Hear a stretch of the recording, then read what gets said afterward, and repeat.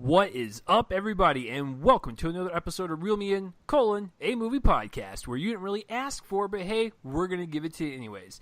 This is a podcast where we talk about anything, everything, and anything about movies. I'm one of your co-hosts, Chase Lee, and hey guys, listen, if you're searching on the interwebs, the internet, if you will, and you're looking for another movie podcast, a podcast to where, two people, maybe three people are just talking about the things they love most in life, it's movies, and you like movies, and you came across this Reel Me In business, you want to take a chance on us. That's what we like to do here. Hopefully you can join in on the conversation and hear Joel and I squabble over fictional stuff. It's just absolutely divine. But, if you are new, welcome. Hopefully we don't scare you off too bad. If you are a returning listener, welcome back. But if you are new, what we typically do, it won't be for this week's episode, but if you're new, what we typically do is we'll go over some news and some trailers, and we'll commentate on them for you guys, and then we will have a review or reviews of movies that come out said weekend, and then box office results to accompany that. But we're going to scratch all that off the board, because this is one of these episodes that we like to do every single year, and there is no news, no trailers, no box office. It's just purely the subject at hand. And what is that? Well, it is episode 245, and we're going to be going over the fall movie preview. This episode is dropping on September 1st, the day right here, the day you are listening, and it starts off the good old Oscar season. I can't wait to talk about all these movies. We're going to go week by week, and we'll flip off.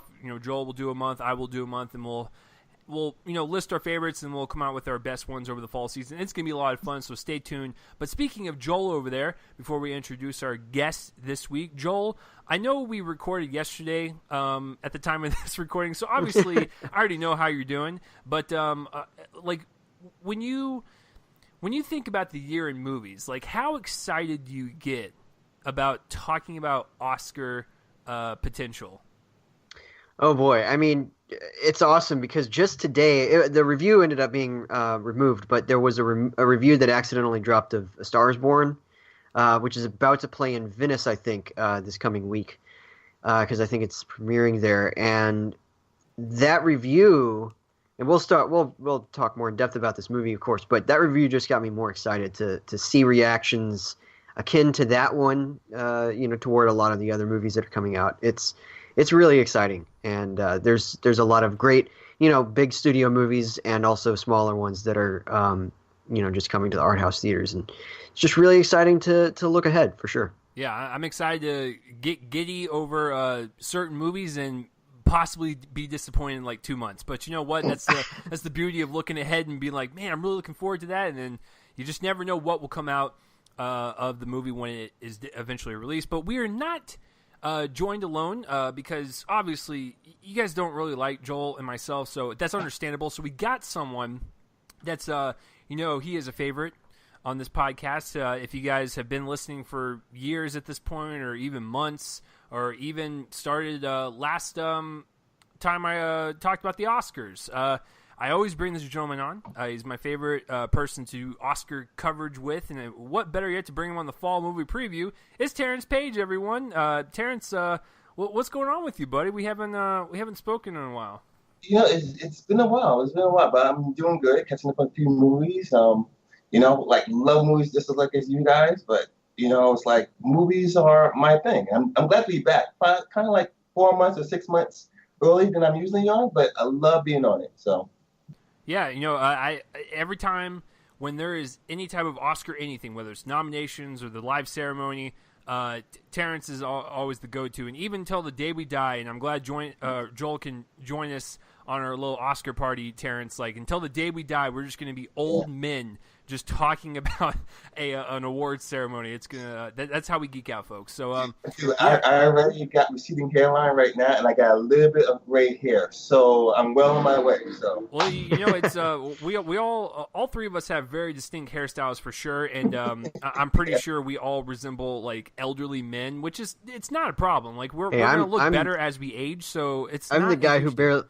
I'm the guy who barely has any hair. Well, So- Joel, don't tell the listeners that. I want them to imagine us as Fabio, and I want them to imagine us as like long flowing hair. But thanks for ruining that effect. So Terence is on, Joel is on, I am on. I got a whiteboard to keep track of all the ones that we're going to be marking down as our favorites and stuff. But I'm going to let Joel kind of kick off September and kind of kick off like how we're going to keep track of everything and what is going to be the list that we're going to end up with at the end of the show. Yeah, so basically how this is going to work is Chase and I are going to alternate months. I'm going to start with September, and then I'll do November. He's going to kick off October and December. So then what we're going to do is we're gonna talk about the movies that are coming out. We've got Wikipedia open. That's at this point the most accurate version of the year that we have coming up. And then for each week we will pick one that we were most excited for, and then before we move on to another month, we will pick our most anticipated for that month. So, and then at the end of it, we'll each have basically a top four, and we'll put those in order of or I guess not really put them in order so much as choose the one that we're most anticipating for the rest of the year. And yes, I am starting off with September, and that brings us to the first weekend, which is September 7th. And this weekend we only really have two movies to talk about. The first one is The Nun. This one is the spin-off of The Conjuring, the latest one. It follows, the Annabelle movies, and predates the apparent Crooked Man movie that's coming out, I think in 2020, correct? I think it's 2020. But this one looks really, really good. It's obviously about the origins of that creepy nun in the painting, and it has a great cast. Demian Bashir from what was it called? What was that movie called? The one that he was nominated for? A better life. That's what it's called. He was really good in that. It's got Taissa Farmiga, who's Vera's sister, and really, really solid little cast there. It's set in the past. It's a period piece. I'm liking the looks of this one. And then we have Peppermint, which is the new thriller from the director of Taken, Pierre Morel.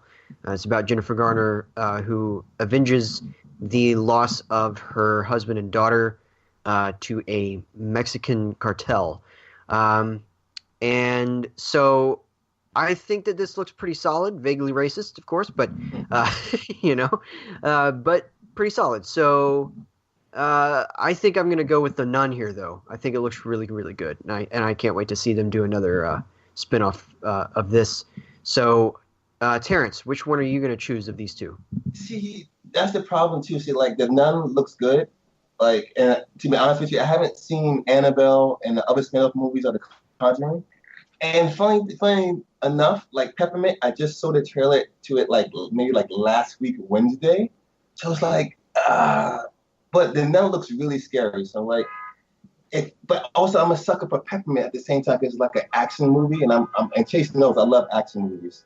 So it's like, I'm gonna keep up my trend. I'm gonna say Peppermint because for the simple fact that I haven't seen none of the spin-off movies from The Conjuring, so I'm gonna just go with Peppermint just because The Nun may be a better movie, but just being consistent how I naturally am, I'm just gonna go Peppermint because I like action movies.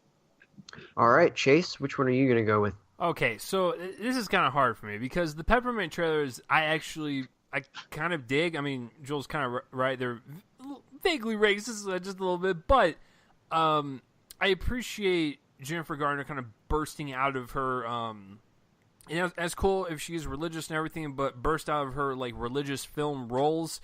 Family friendly. It just seems like she's very kind of reserved in those movies, and she might have a good supporting role here and there, like she did in Love, Simon earlier in the year. But this one, we get to see her kind of just like go full rage and get to see a more kick-ass, kind of amazing Jennifer Garner that we haven't really seen as of late. So that's exciting. But let's keep it real. Even if it looks like trash, I trust anything that James Wan puts his name on, whether it's directing, producing, whatever. I love all of the kind of like Conjuring universe movies, even if some of them don't necessarily hit. Now, the only one I have not seen is the first Annabelle, which I've heard, that one's like the poop one, but the poop one. The poop one.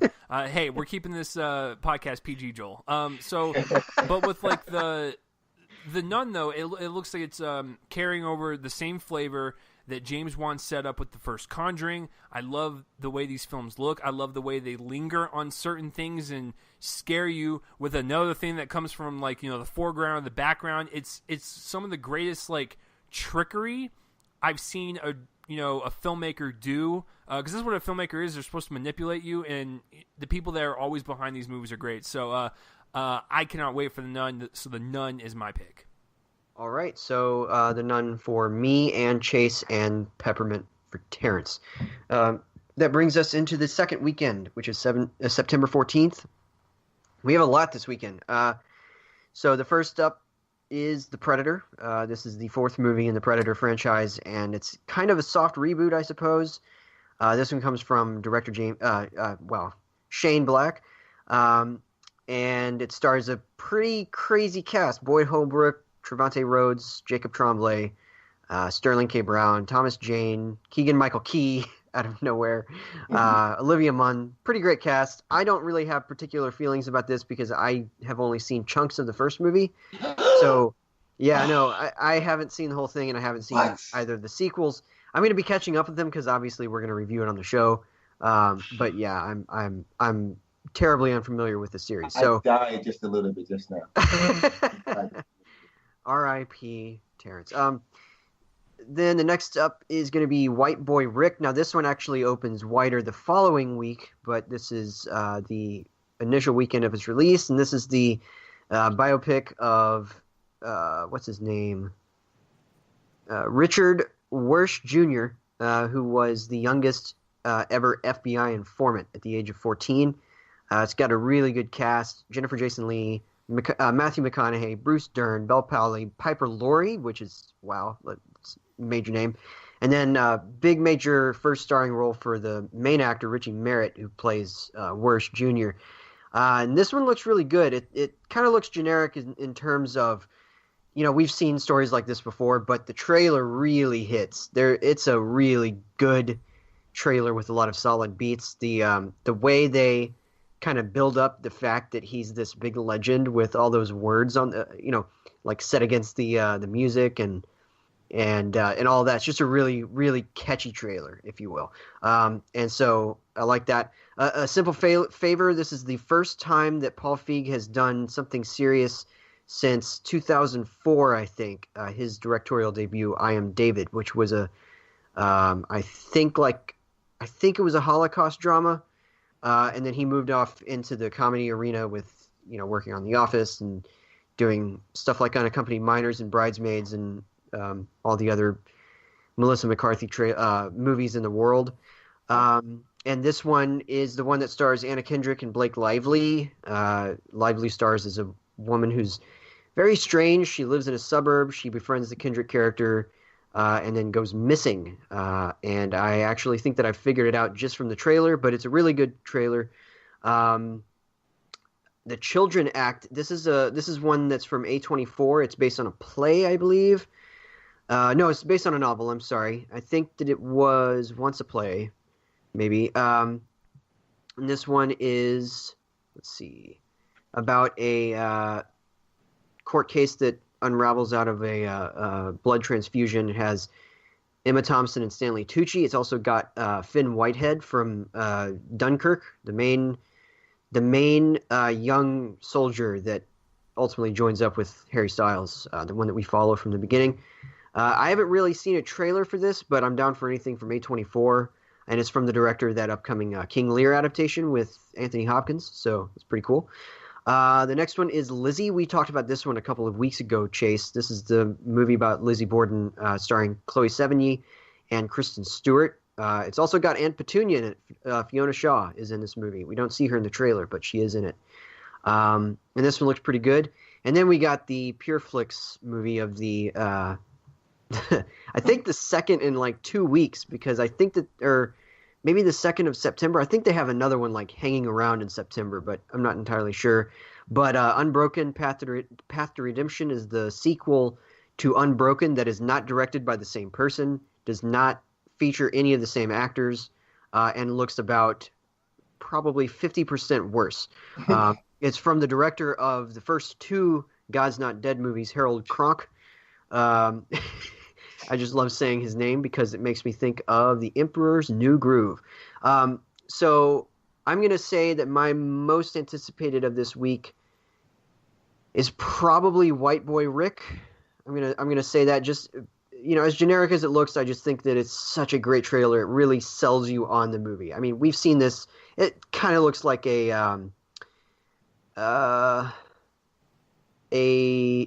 ghetto answer to American Hustle to me, in a certain way, and I think that it may not end up being as strong as that movie, because that movie's really good, but it sort of looks in that vein. So I'm gonna pick White Boy Rick among these. Terrence, what are you gonna go with?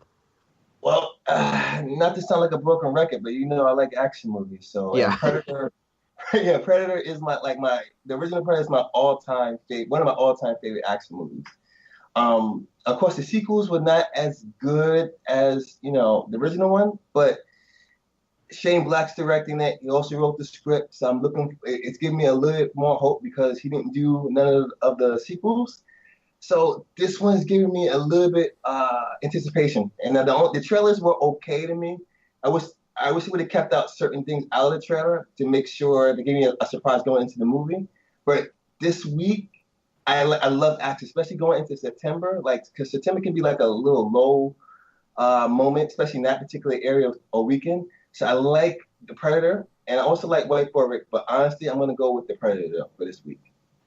All right, Chase, what's your choice? Man, that's interesting that you're going with the Predator. I know you got your action fix, but I mean, because I'm seeing the Predator a couple weeks from now, and I'm excited to see it just because I want to see what they do with it, and of course Shane Black, I think he hits for the most part. This is tough for me because a lot of people would just assume I'm going to go with White Boy Rick because it's got McConaughey and it looks like the better film among the bunch. Mm-hmm. But here's a little thing that people don't know about me, and if I've said this on air, I'm gonna say it again. I'm a huge fan of trash television. I'm also a huge fan of trash movies. So anything that feels like a Lifetime movie, I might watch it. And believe it or not, every single trailer I see for A Simple Favor, I kind of want to see it more and more. But this is where I struggle because I kind of want to go with Lizzie a bit, just because when that trailer dropped a couple weeks ago and we talked about it, it kind of caught me off guard. I had no idea what it was, but Kristen Stewart and you got Chloe in there, and I've enjoyed her work ever since. Believe it or not, I what was that show? Bloodline on Netflix. She was really good on that show, and so I've been kind of wanting to see more from her because I guess I haven't really seen much from her movie wise. So you know what? I'm gonna be the odd man out. I'm gonna go with Lizzie, and I'm really curious because I didn't know that Lizzie was either produced or co-distributed by Saban Films. So yeah, so Power Rangers and Lizzie. I'm glad they got those on their the record so far. They've been doing a really solid job recently of bringing back the 90s era action thrillers, because they've been getting behind a lot of the movies that have starred Nicolas Cage. But they'll also put their name on random historical or not historical stuff, but more, I guess, kind of prestige dramas. It sometimes goes horribly awry with The Forgiven, that movie that was on my bottom 5. They were behind that one. I just watched a movie today. There was a war drama called The Yellowbirds. That they were behind that one as well. Has a really good cast. Not a very good movie, but they're basically as hardworking, it seems, as A24. Honestly, they have a bunch of movies each year. So I mean, they got their start with Power Rangers, but they've definitely left that behind because in terms of that being kind of the only thing they do, they've really come back in the fray, for sure. So Lizzie from Chase, White Boy Rick from me, the Predator from Terence. That brings us to the third weekend of September, which is the 21st. And this starts off with the biggest one, which is The House with a Clock in Its Walls, the PG-rated family film from the director of Hostel Part 2. And of course, this is an adaptation of the Eric Kripke novel. It stars Jack Black, Cate Blanchett, Kyle MacLachlan. It's about a kid who arrives at a house that is very, very strange. It has a lot of creatures and weird stuff in it. It looks pretty fun. I haven't seen the trailer in a while in front of something, but yeah, looks pretty fun. I can't really say much more than that about it. The next one is Life Itself, which is not a remake of the Roger Ebert documentary. It's a drama. It's an ensemble drama with Oscar Isaac, Olivia Wilde, Mandy Patinkin, Olivia Cook, Laia Costa, Annette Bening, Antonio Banderas, and apparently Samuel L. Jackson. I didn't realize he was in it. But it's from the director of the person who did Crazy Stupid Love, I think, a couple years ago. And I think he also wrote Danny Collins, maybe? Is that him? Yes, he also wrote Danny Collins. Also the creator of The Guilt Trip. This Is Us. Oh, yeah, that's right. He did. Mm-hmm. He created This Is Us. He's got a couple of the people from This Is Us in it. I think. Maybe. I don't know. I have heard from a friend of mine who saw this already that it's pretty bad. So, I mean, it looks good, but I'm not super hopeful. Apparently, it's extremely overwrought in terms of the emotions. And this is a guy who's a fan of This Is Us. So apparently that energy has not been promoted to the screen. I don't know, but I'm sure I'll see it on DVD. I don't think I'm going to rush out to it in theaters. Colette, this one stars Keira Knightley, and it's based on a novel by I'm sorry, not based on a novel. It's based on the life of a novelist named just Colette. I don't think her last name was ever known. And this one stars Keira Knightley, comes from the co-director of that movie Still Alice that won Julianne Moore her Oscar. And I don't know much about it other than that, but yeah, that one.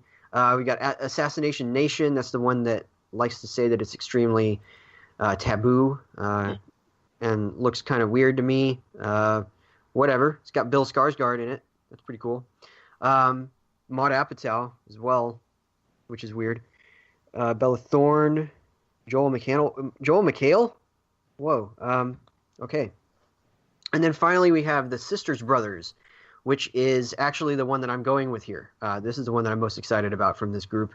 And this one is the movie that pairs John C. Reilly, Joaquin Phoenix, and Jake Gyllenhaal together in a story about the based on a novel by Patrick DeWitt. And it's about a couple of assassin brothers named Eli and Charlie Sisters, and their associate, who's played by Gyllenhaal. And this one is going to be a Western dark comedy, apparently, which is really neat. And it also comes from one of the better directors working today. Jacques Audiard is a French director who made a great prison movie several years ago called The Prophet that everybody needs to see. It's great, great, great stuff. And then he also directed a movie back in 2005 called The Beat That My Heart Skipped. He's kind of been ruling the roost in terms of French prestige dramas, and this is his American debut. And I just think that this trailer hits on all fronts. I love the looks of this movie. I can't wait to see it. So The Sisters Brothers is definitely my choice. Terrence, what's yours? Well, I mean, me and you are pretty much on the same page. Like The Sisters Brothers. Once I saw that trailer and then I saw who was actually in it, you got John C. Reilly, Joaquin Phoenix, Jake Gyllenhaal, and Riz Ahmed. It's like that's a cast, and then I'm drawn to cast. And then you look at the rest of that weekend, and it's like when you talking about Life Itself. I just saw the trailer for it today, and it looks very pretentious. Like it looks for like an NBC type of movie. Like I can see where it can cast some heart to it or whatever. But I could also see that it can be like me to the other side where it can really be like knock you over the head with all this emotional stuff.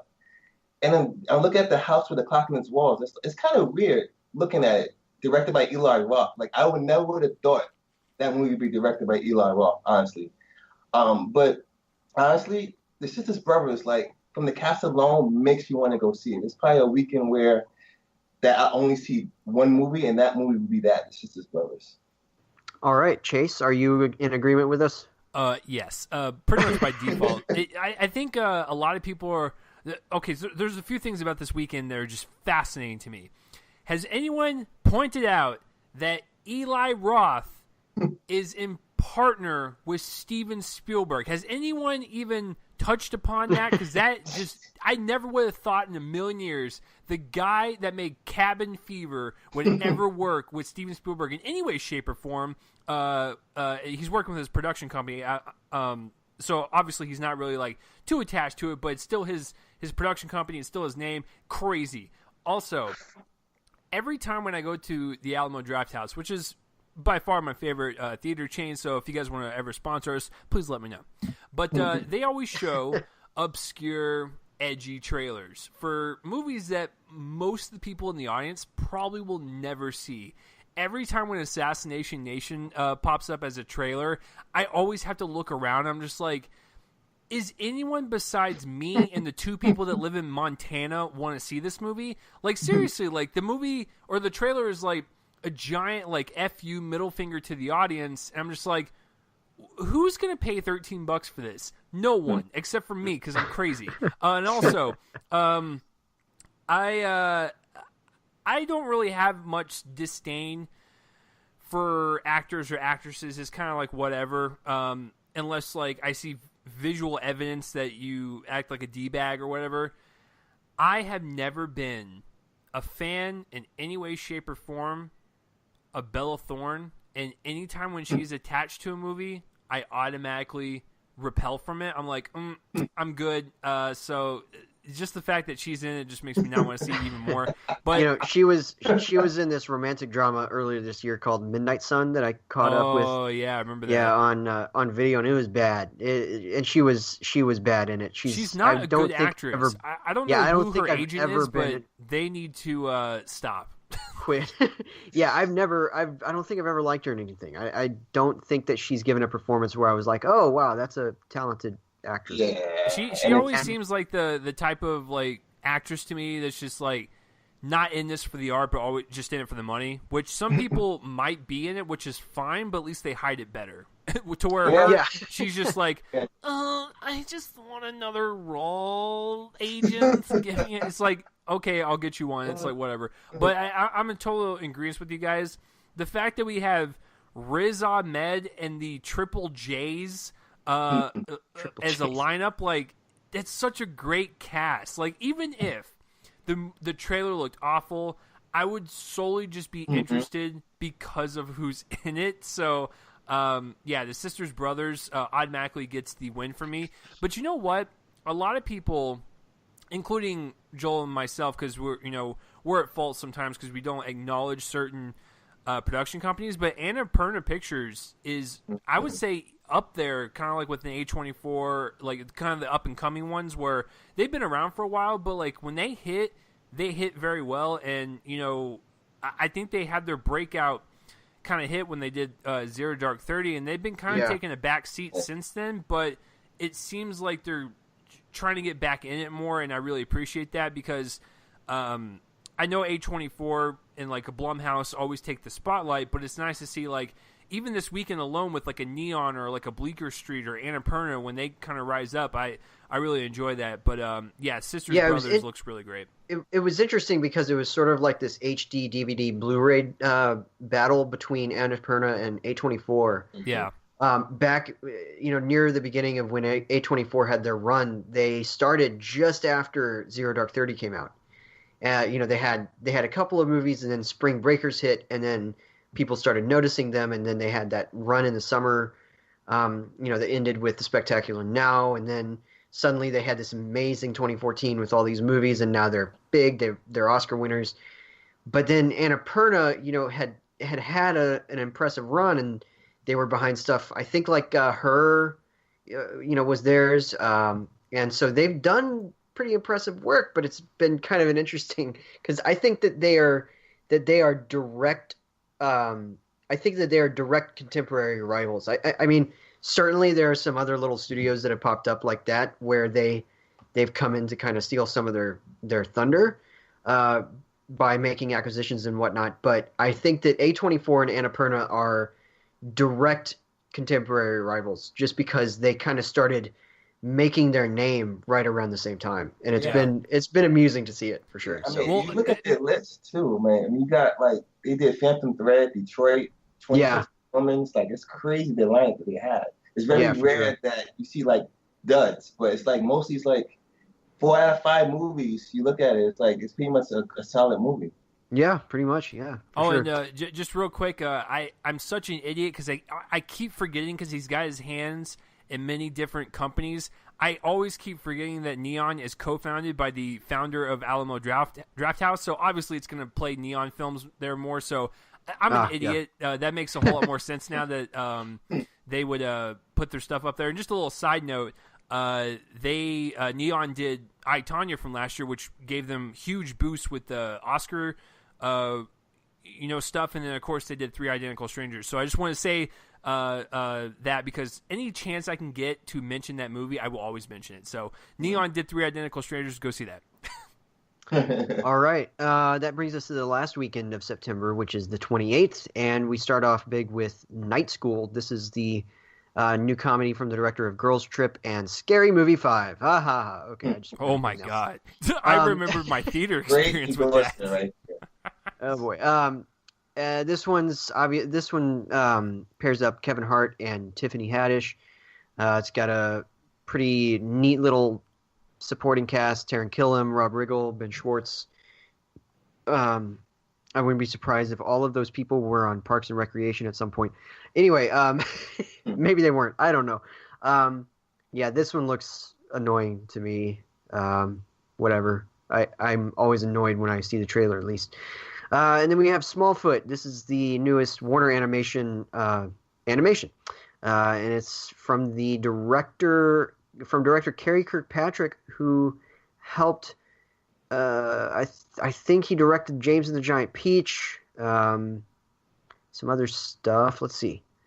I'm looking here. He's behind. Wow. Okay. I didn't. That's not the person I was thinking of. He wrote James and the Giant Peach. He wrote Honey, We Shrunk Ourselves. He's worked with I don't know if it's Studio Ghibli. I think it's the other one. To bring stuff like From Up on Poppy Hill and The Secret World of Arietti over to the States. So yeah, pretty impressive resume. I think that this one looks like harmless fun. Whatever. It's got everybody from Danny DeVito to LeBron James in it. Looks pretty fun. It's about a reversal on the Bigfoot legend. Apparently, the humans are the myth in this one, and it follows the Bigfoot creatures as they discover that they are not alone. We also have The Old Man and the Gun. I'm just going to give it away. This is easily my pick. This is the new drama from David Lowery, director of A Ghost Story, Pete's Dragon, Ain't the Mighty Saints. And it stars Robert Redford as an aging bank robber who has decided to go on one last score, and it's also Robert Redford's final role in his acting career. So obviously they've put together a great cast to join him. You got Danny Glover and Sissy Spacek as the old masters joining him, Casey Affleck and Tika Sumpter, relatively speaking up-and-comers compared to the others. And Tom Waits, who is kind of the musician in the cast. Yeah, this one looked great. Looks very, very simple, but not simplistic. Very simple, and by that I mean just very, very low key. Basically, Lowry in his mode. I mean, even Pete's Dragon, despite the fact that it had visual effects in it, was low key, and I like that about his style. So. Then the last one was one that we talked about a few weeks ago again. It's Hellfest, which is the horror movie set in a what is it? Goodness me. a Amusement park, right? an amusement park. Yeah, Or, I knew the word park. I'm losing words here today. This one is from director Gary Plotkin, who edited Get Out, which is a pretty cool thing. So this one looked pretty fun. We talked about how this it looks very, very low budget, but it looks really fun. Mhm. Just like a good time. So, but my choice is easily The Old Man and the Gun. I think it looks great, and I think that this is going to be a major Oscar thing for Redford, especially considering, he's retiring, and I think that he'll be at least very, very strong in the conversation. And if he doesn't win, then, in any case, that's my pick. So, Terrence, what's yours? Honestly, I mean, 2 weeks in a row, we're on the same boat, my friend. The old man and the gun. I mean, like you said, I kind of agree with you. It seems like an early Oscar contender as far as like acting, probably directing, maybe even screenplay.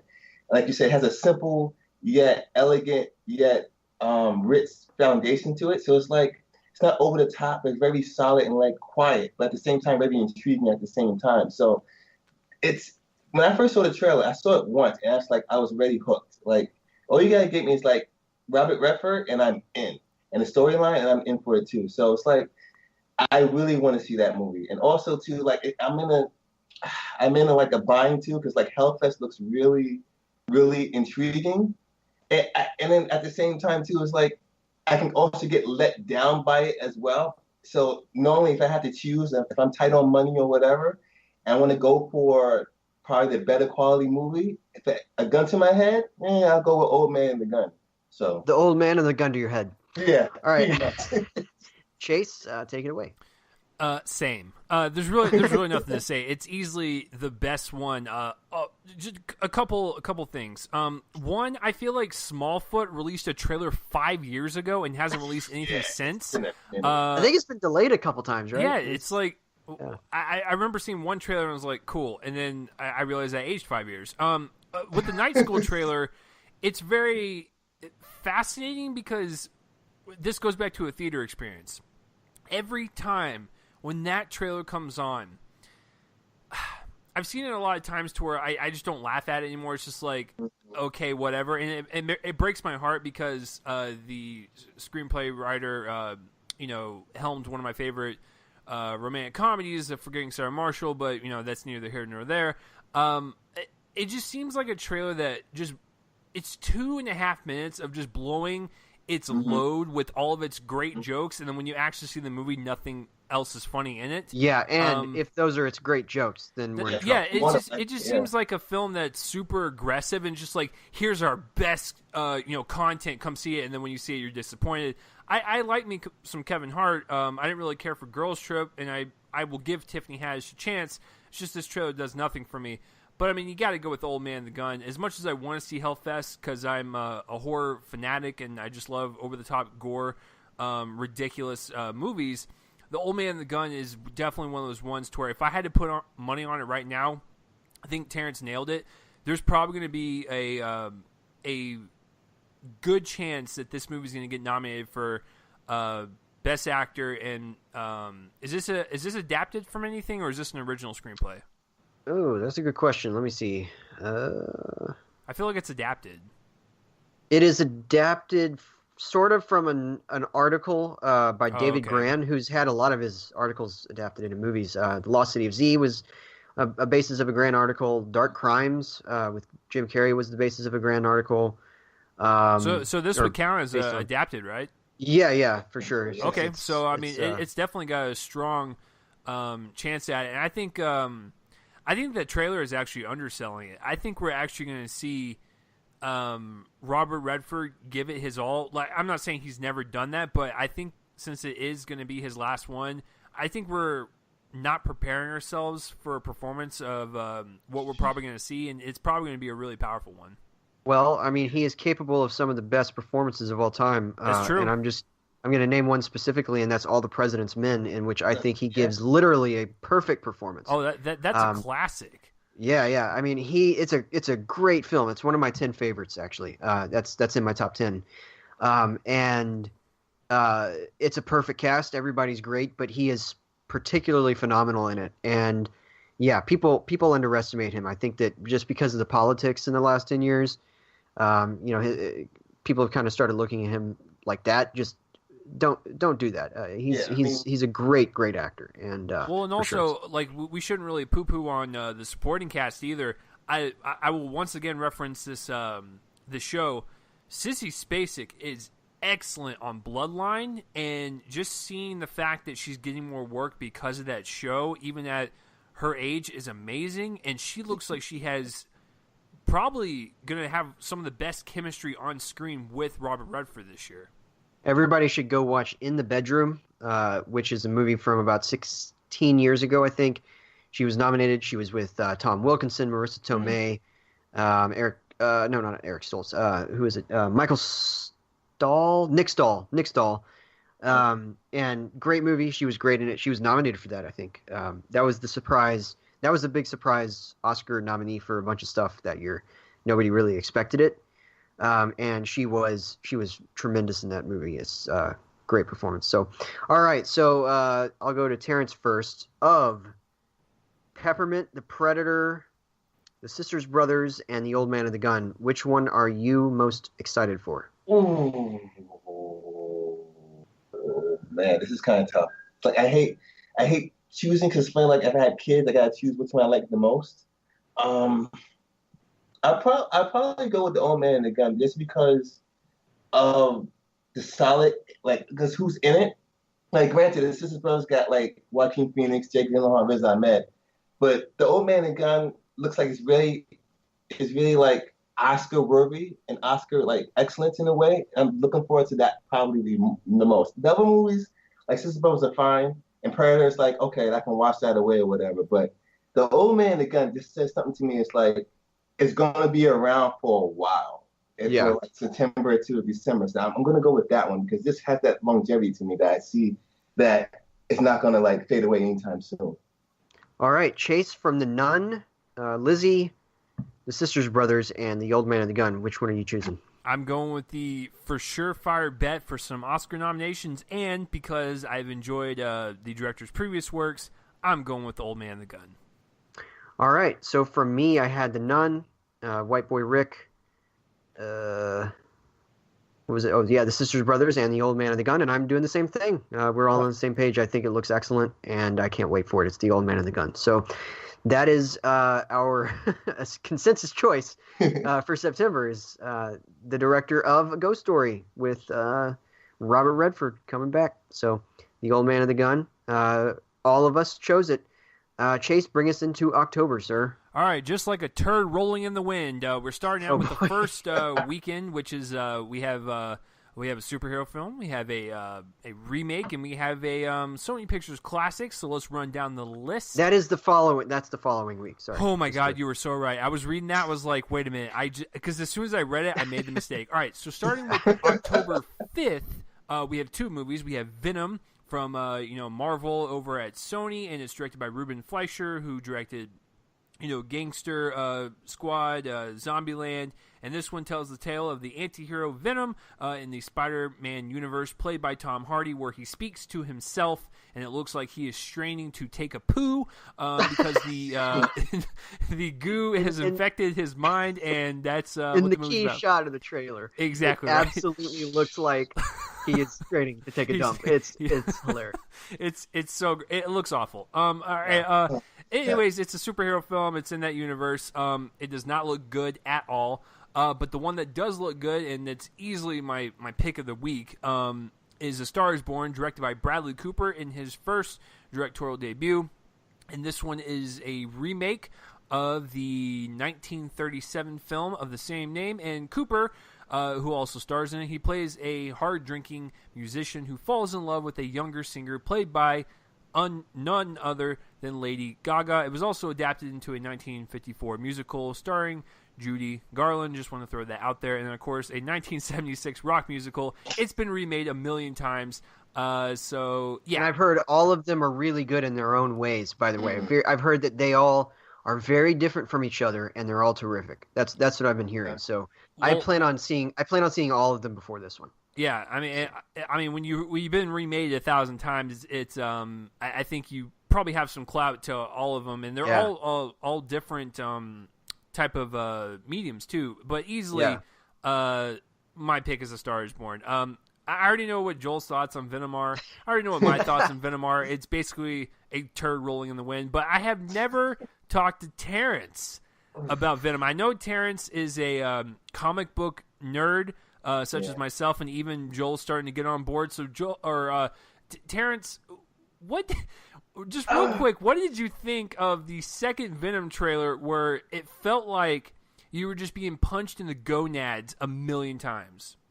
Honestly, oh my God, it was like a strain to actually watch that trailer, especially the last bit of it. Like, you can tell how I'm getting a headache right now just talking about it. Venom, it's like, I don't know. Like, the only hope I got for Venom is from the director and Tom Hardy. But other than that, it's like, it doesn't look good. I have no idea what Sony's trying to do, honestly. I mean, you look at what they did with their Spider-Man verse. The first two Spider-Man ones that came out in the early 2000s, fine. Then they did Amazing Spider-Man 1 and 2. First one was right. Second one was trash. And then you would think, okay, you gave Spider-Man them all, whatever, like that. Let that be. And yet, let's do a Venom movie. Outside, it's not going to work. I mean, and they're trying to sell us on the fact that, Tom Hardy's in it. Michelle Williams is in it. It's got to be good. It's like, if you give me a trailer like that, you're not selling my hopes up high, honestly. It's like, honestly, like, I'll check it out just because I'm a comic book fan regardless, and I'm interested in it, but I don't have any remote hopes of it actually being particularly good. I'd be really surprised if it is good, but honestly, I feel... So Terrence, what you're saying is Venom is your pick this week. Yeah, exactly. Exactly what I'm saying. Exactly what I'm saying. Honestly, like, A Star Is Born, like, I'll be honest with you guys, like, I love the trailers and everything, but for some reason, I'm scared of this one for it actually being... I think Joe said it's pretty good from what he heard, but look at the trailers, like, I'm just scared that, like, how I'm going to feel about it at the end of it. Because, like, it looks good, but I feel like I'll also be disappointed by the movie as well. So I'm, like, in the 50% song.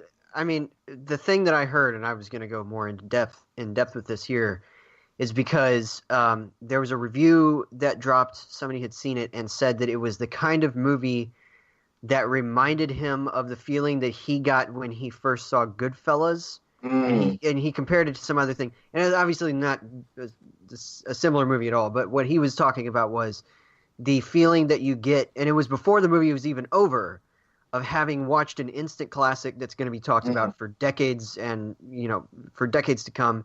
He said that Lady Gaga's performance goes way beyond just mere acting, and it's the best performance that he's seen in years. And not just the singing. It's like her acting performance. So it wasn't just that I heard it was pretty good. Literally, the title of the review is Bradley Cooper's A Star Is Born is an instant classic. So that's high praise. It's high praise, and I mean, from a long running critic, I forget his name, but he's been in the business for a long time. Jim something, I think. Jim. Wait a minute, Joel. An instant classic. Are you saying that Venom is also your pick? Yes.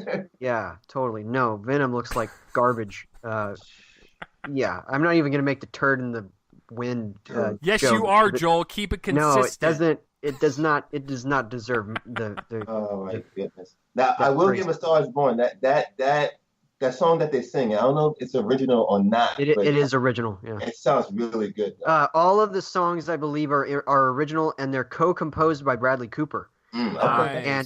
And I think Lady Gaga wrote the lyrics to the ones that she sings in the movies. I don't know if she wrote the music, but I'm pretty sure that she wrote the lyrics to the ones that she sings in the movies. I know that those two collaborated for a long time before they even shot the movie. Lady Gaga was absolutely Bradley Cooper's choice when he wanted to make this movie. There was nobody else that he was looking at, for instance, what pop star or whatever. I know that he was looking at Lady Gaga for this role from the beginning, and they collaborated for a long time before shooting even began. Also, we got to mention the fact that this movie has a collection of 5 names as the cast, as I like to put it. Bradley Cooper, Lady Gaga, Dave Chappelle, Andrew Dice Clay, and Sam Elliott. What a group. What a group, right? Exactly. Uh, So I can't wait. It's absolutely my pick. It looks like a great drama. It looks to be, honestly, it gave me the Wrestler vibes. Yeah, and just in terms of the fact that it's this guy's kind of struggling with some vices. And obviously there's not a father-daughter thing. It's a romance, but it just kind of looked to be in the same vein. Also, I believe that it has the same cinematographer. Let me see this. Yes, cinematographer of The Wrestler. No. I'm sorry. No. I don't think that he did The Wrestler. He did Black Swan, though, which is pretty cool. Mother as well. He works with Aronofsky on a lot of stuff. He also shot the first and second Iron Man movies. So yeah, really good cast. Also, Halsey, the pop star, has a role in this as herself, and it's apparently fairly significant. I don't know. That's the rumor I'm hearing. But yeah, so really guys, I don't get in tears often, but the fact that we all agree that Venom is the best one of the week, it just makes me so happy. It just makes me so happy. Seriously speaking, if we were trying to figure out our least anticipated, like instead of the most anticipated, that would be up there. That would win for me for the rest of the year. I'm actually maybe Goosebumps 2 it looks worse. Oh my I don't God. know. The fact that they're both from the same company too. Yeah, that's crazy. And we'll get to Goosebumps, but yeah. Okay, so I don't know. So obviously, A Star Is Born is the pick of that week, and now we have a midweek release, which would be The Happy Prince, which comes in between October 5th and October 12th, and this one tells the story of Oscar Wilde. It is directed by and starring did he? Yeah, he wrote it. He wrote it as well. Rupert Everett, and we talked about it on the podcast a while back, and I really enjoyed the trailer. I know Joel really enjoyed the trailer, and Terence, did you see this trailer? Honestly, no, I haven't seen this trailer. Oh, okay. Well, I guess the conversation just ends there. No, it's a pretty good one. It's got a kind of stellar cast. You know, you're talking about Colin Firth, Emily Watson, and of course Rupert Everett, Tom Wilkinson. It looks like a really solid movie for sure. So I guess Joel, we didn't really set the rules for midweek releases. We'll just count this with the next batch. Gotcha. All right. So this one. What a batch indeed. October 12th, we have First Man, directed by Damien Chazelle, and that would... Who Chase hates. Just hates him. Just doesn't like the director at all. What? Chase, come on. Who said that? Stop spreading lies. All right, so anyways, First Man is directed by Damien Chazelle, a man who I adore. Directed one of my favorite films of 2014, Whiplash, and of course, I like me some La La Land. This one tells the story of Neil Armstrong, and Neil Armstrong is being played by Ryan Gosling, and it looks fantastic. This one, I am proud to announce the plot because I don't know the plot. Bad Times at the El Royale, directed and written by Drew Goddard, who brought us Cabin in the Woods, one of the best horror films of the 2000s. Fight me on that. And believe it or not, I don't know much. He's keeping it under wraps, kind of like how he did with Cabin in the Woods. But what I can tell you is there's an eclectic group of people, a priest, a singer, a bellhop boy, a bunch of people stuck in this hotel. A murder happens. We got to find out who did it. That's the fun. And we don't know much about it. The next one is also from Sony because they're just on a hot streak right now. Goosebumps 2 Haunted Halloween. It stars a very unrecognizable cast member from It. These kids are growing up way too fast. It stars Jack Black, and it is a sequel to the Goosebumps movie that I did not see, but I loved the books as a kid, and that's all I can tell you because I didn't really like the trailer. The next one is Beautiful Boy, and Joel, you were better at pronunciation. Directed and co-written by Felix von Groningen. Thank you. And it is starring Steve Carell and Timothée Chalamet, and they play a father-son duo. It's based on memoirs, and Timothée Chalamet has a drug, or is it a drug or alcohol addiction? Drug, I believe. Drug. Yeah. Okay, so Timothy Chalamet has a drug addiction, and Steve Carell is his father, and he kind of, just sees it through his eyes, and he tries to help him and everything. That trailer still makes me cry. And of course, the last film of the week is The Oath, directed and written by Ike Barinholtz. We just talked about this trailer. Joel, not a fan of it. I was more positive on it, but I got to tell you guys, this is a tough week because we're talking about probably one of the most potent dramas that we got coming out for the rest of the year. Probably going to be one of the best thrillers, like suspense thrillers of the year with Bad Times. And then, of course, Damien Chazelle following up his Oscar win follow-up, likely with another Oscar win. Yeah, exactly, with First Man. Yeah. Like, that trailer, to me, is just a really powerful trailer. Ryan Gosling always kills it for me. So, guys, I got to be honest with you. I don't know which way to go, so I'm going to talk it out, and maybe I can come to a conclusion. The Beautiful Boy trailer not only has an office reunion, which is always great, but it just looks like a movie that's going to set Carell and Chalamet up to display their acting talents through the roof, and there's nothing wrong with that. It's just, pun intended, it's a beautiful trailer. But you know what? I'm going to go with the secrecy because I was so surprised in 2012 with The Cabin in the Woods. I'm going to put my trust in Drew Goddard to deliver another memorable movie experience like I experienced 6 years ago. So unfortunately, by the slimmest of margins, because I still don't know a damn thing about it, I'm going with the Bad Times at the El Royale. And if I had to put them in order, I would go Beautiful Boy, then First Man. So I'm sorry to disappoint everyone. I know Joel just quit the show because I already know which way he's going. But Terrence, what are you kind of thinking? Because we have we have a biopic, we have a drama, we have Wait, an action do you know film. where I'm gonna go, Chase? I don't know. You might surprise me. But Terrence, what are you thinking? Oh man, Chase, what you just said about Beautiful Boy, that trailer, I totally 100% agree with you. And it's like you said too, that weekend, I'm gonna be in that movie theater at least like the whole entire weekend. So you can't reach me that weekend. So at least you're not gonna reach me that week. It's like for me, like it's a tough choice, but kind of somewhat an easy one because like it's what have you done for me lately? And Timothy Chalamet is the last person that I've seen done great work over Damien Chazelle, even though he did La La Land.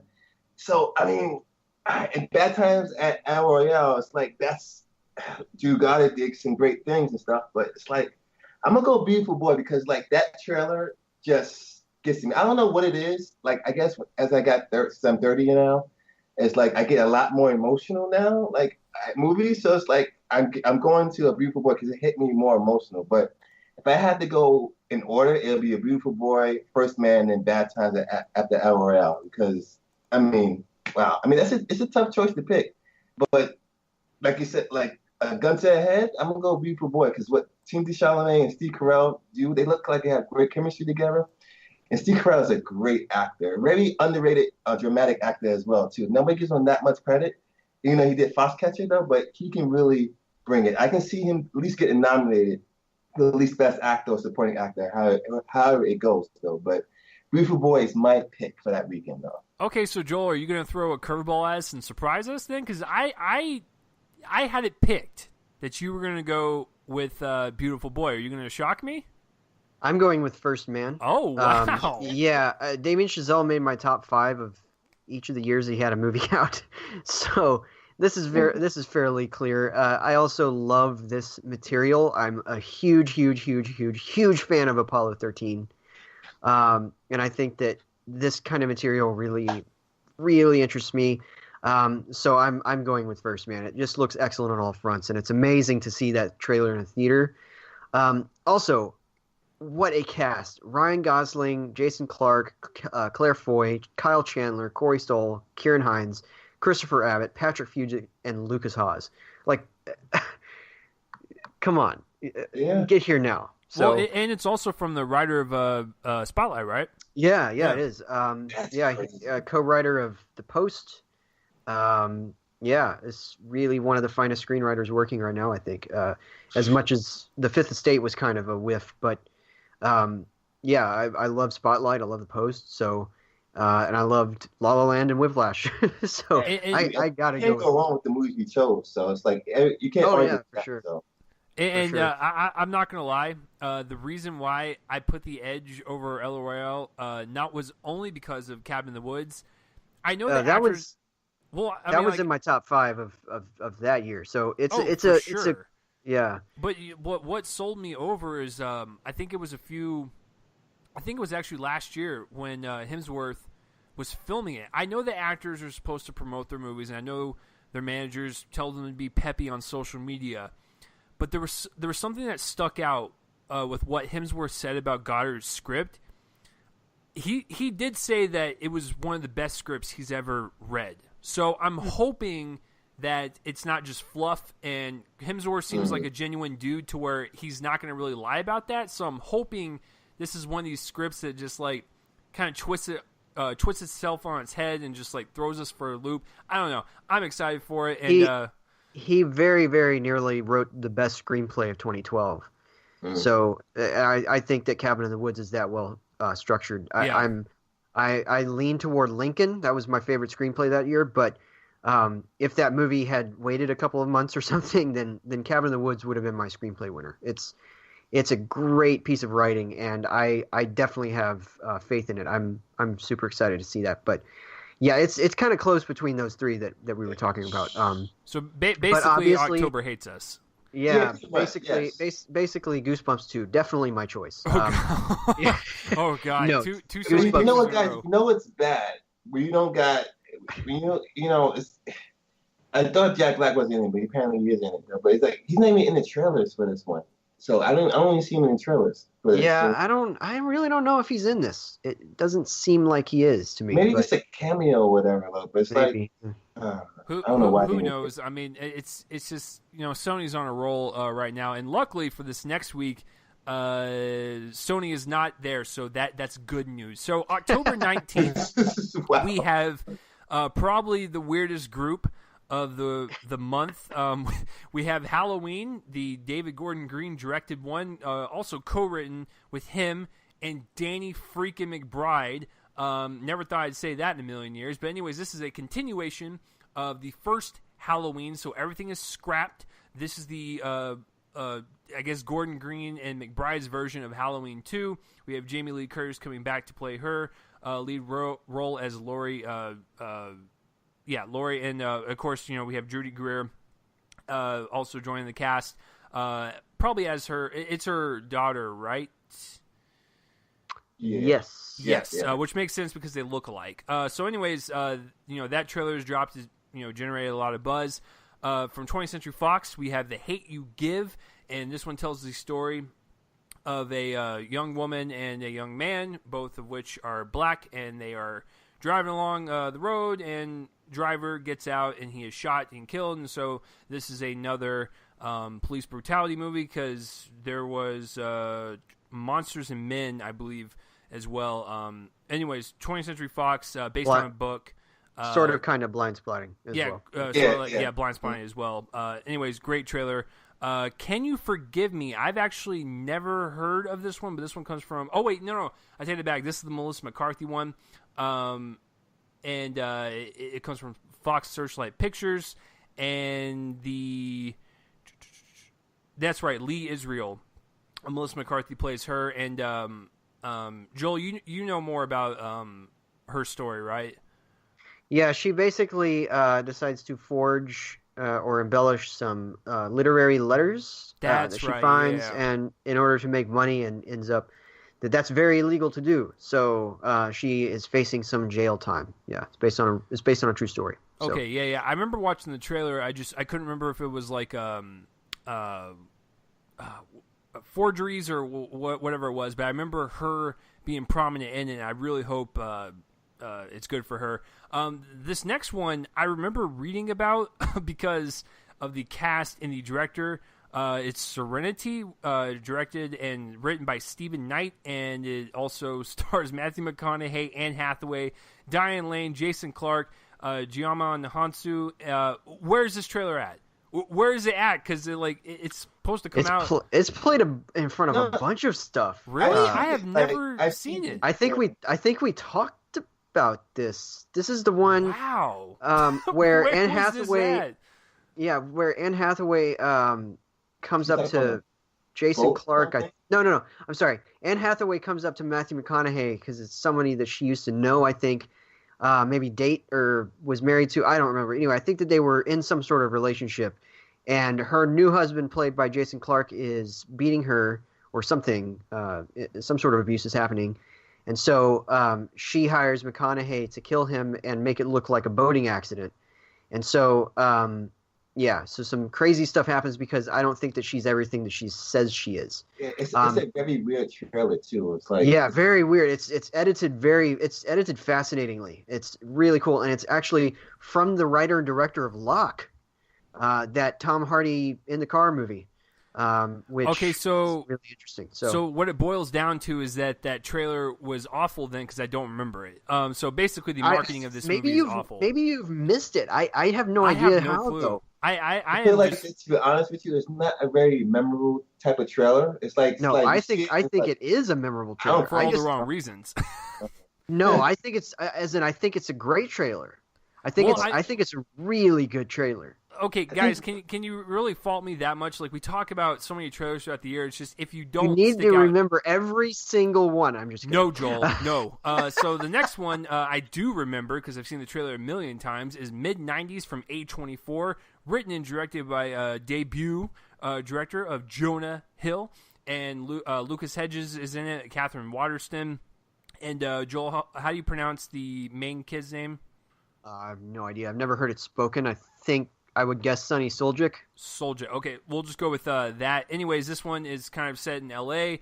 in the mid-'90s, and we kind of see a kid kind of grow up, coming-of-age film, shot in a 4:3 aspect ratio, so it's more closed in, more old-school looking. I think he was the younger brother from The Killing of a Sacred Deer, by the way. Yes, he was. Yeah. Oh, okay. Wow, yeah. Wow, he grew up fast then, because he does not look like himself in that movie, so, okay. Of course, I think that they had shot The Killing of a Sacred Deer, before The Lobster had even come out. So okay, that makes a lot of sense. There was like a year and a half between the making of the movie and it coming out. So okay, he definitely had some time to grow up. Just like with the It kids, they grow up fast, and you just never know. Anyways, there's two more that come out this week. It's kind of a packed week for indie films. What They Had from Bleecker Street. I have not seen a trailer for this unless once again I'm just losing memory. But I think I put it on a list and then axed it, and we never talked about it. So yeah. Gotcha. Well, this one is about a Alzheimer's suffering mother who wanders into a blizzard, and a daughter comes back to kind of it's basically people. Something happens in a town. People come home to the event. It stars Michael Shannon, Robert Forster, Blythe Danner, Tessa Farmiga, and Josh Lucas, Hilary Swank, and great cast. Even if Joel axed it, I should have watched it, but I don't remember it. I actually didn't even watch it myself. I just noticed it on a list, and I was like, I'll put it on there, and then I just think it fell off with something else. But the friend who saw Life Itself saw this the same day. Oh, okay. And said it's extremely sad and really, really good. Mm-hmm. So I'm certainly interested. He said it's completely unpretentious, very very starkly dramatic. Not some tearjerker. It's really like a bummer, kind of. Okay. But that's fascinating. Yeah. And hey, this weekend's also not over because we have a directorial debut and also a screenplay of another actor. Yeah, of another actor, Paul Dano with Wildlife. It's also co-written by Zoe Kazan, who was Kumail Nanjiani's co-star in The Big Sick, and this one stars Carey Mulligan, Jake Gyllenhaal, and Ed Oxenbould. And this one tells the story of Ed Oxenbold's character as he watches his parents' marriage fall apart, and his parents played by Gyllenhaal and Mulligan. Okay, this is where my head's at, because Joel and the audience at home knows how much I have a hard-on for anything Blumhouse, which is true. And I'm so vastly curious to see how McBride and Green are going to do this Halloween movie, but I got to go with my gut, and I'm going to go with the movie. Okay, I'm going to go with the one where I think there is a 95% chance Carey Mulligan will get nominated for an Oscar, and I think that trailer is probably the best one out of this whole list, and I'm going to go with Wildlife. That is my pick. I am stunned right now. I am stunned. Did you think I was going to go with Halloween? I absolutely did, considering it was your number 2 most anticipated of the year in January. Yeah, but we didn't see the Wildlife trailer. That's true. At that point. That's so, true. Well, I'm going with Wildlife as well. I'm most excited for that. I think it looks really strong, and I can't wait to see Dano make his directing debut. So I gotta be the oddball out then, because I'm gonna go with Halloween. I'm with you on both you guys, but Wildlife. Wildlife looks like a updated version of Revolutionary Road, but it looks great. I love Jake Gyllenhaal. I love Kelly Milligan. Paul Dano, as far as acting wise, he's great. But Halloween, you guys don't know. Halloween is one of my it's my favorite all time horror movie, hands down. I love Halloween. Halloween, ever since my father showed me when I was younger, never could stop watching it. Wildlife is great. I want to see Wildlife too, but also mid-90s is kind of mid-90s is up there for me as well. Yeah, because it looks great, and Lucas Hedges is we'll talk about him more later though, but he's making great career choices. This movie's actually good, but Halloween, man, I love it. I have a thing for nostalgia and everything. So Halloween just gets me in the right spot. So not stabbing wise, but regular wise. But I mean, I'm not going to disagree with you. I'm like I said, I think with the involvement of Green and McBride, I have to see it, even if it is the worst thing that Blumhouse ever puts out. I have to see what type of meeting Green and McBride had in Blum's office to go, we have an idea for an Halloween movie. And you get John and then how it traveled in John Carpenter too. Yeah, it's crazy. Anyways, but speaking of Green and McBride, if you guys have not seen Vice Principals on HBO, please watch that.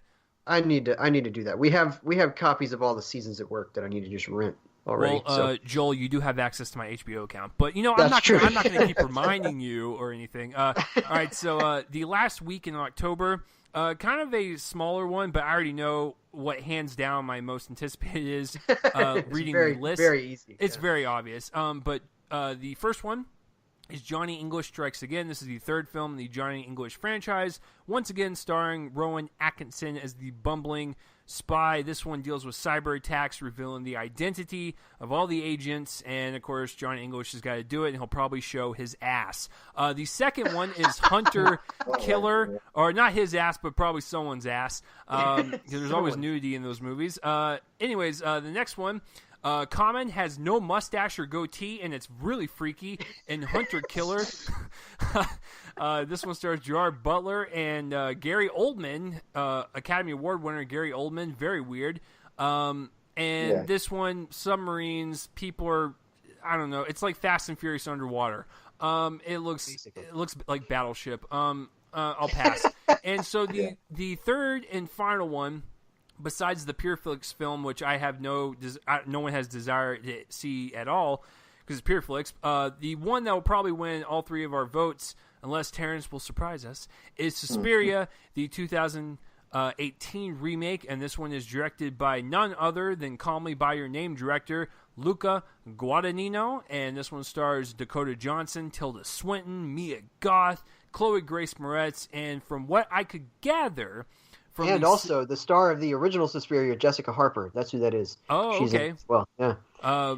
That just shows you my film knowledge. It is absolutely nil. All right, so this one takes place at a dance academy, and a bunch of satanic stuff goes on. So there is a secret at this dance academy. What will it be? It will be for the whole family. That's what it will be. But anyways, this is my favorite, obviously, of the week. The first trailer really got me with its visual kind of potency. The second trailer got me even more with the satanic stuff.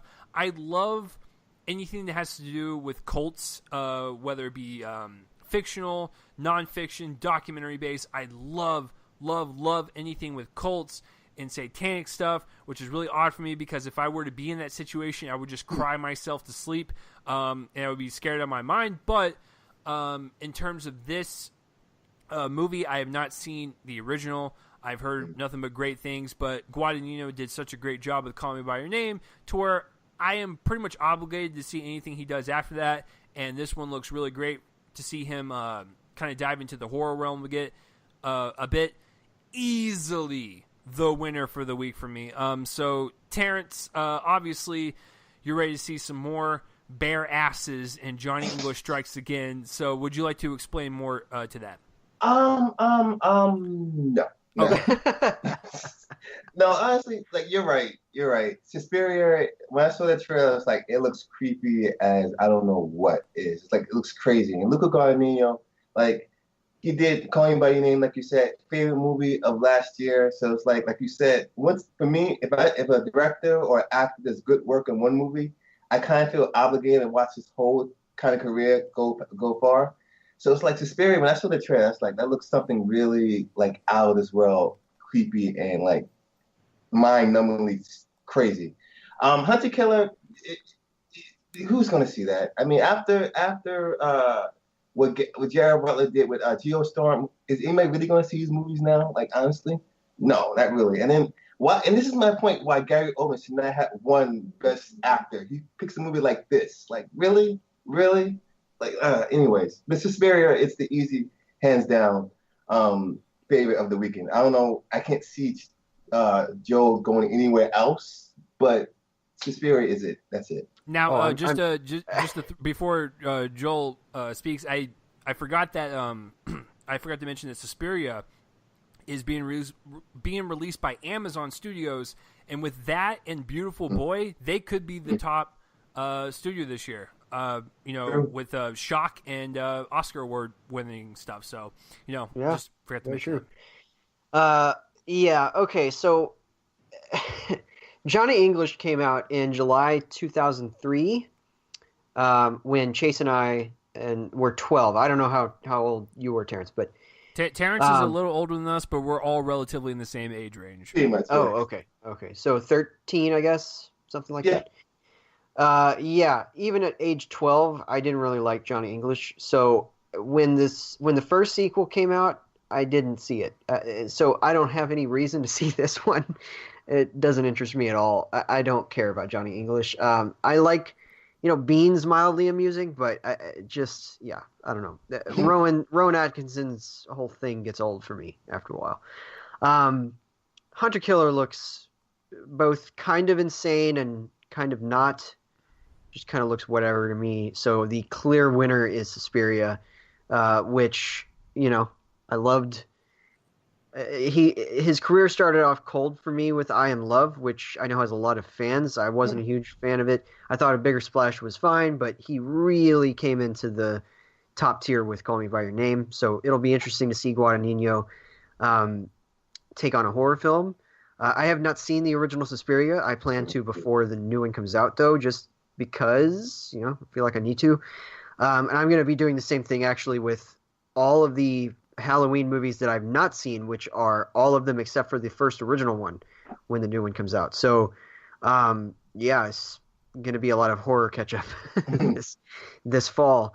But, yeah, very clearly Suspiria. So, well, I'm glad you mentioned Suspiria because now it comes down to the picking and choosing. So with the, I know, right?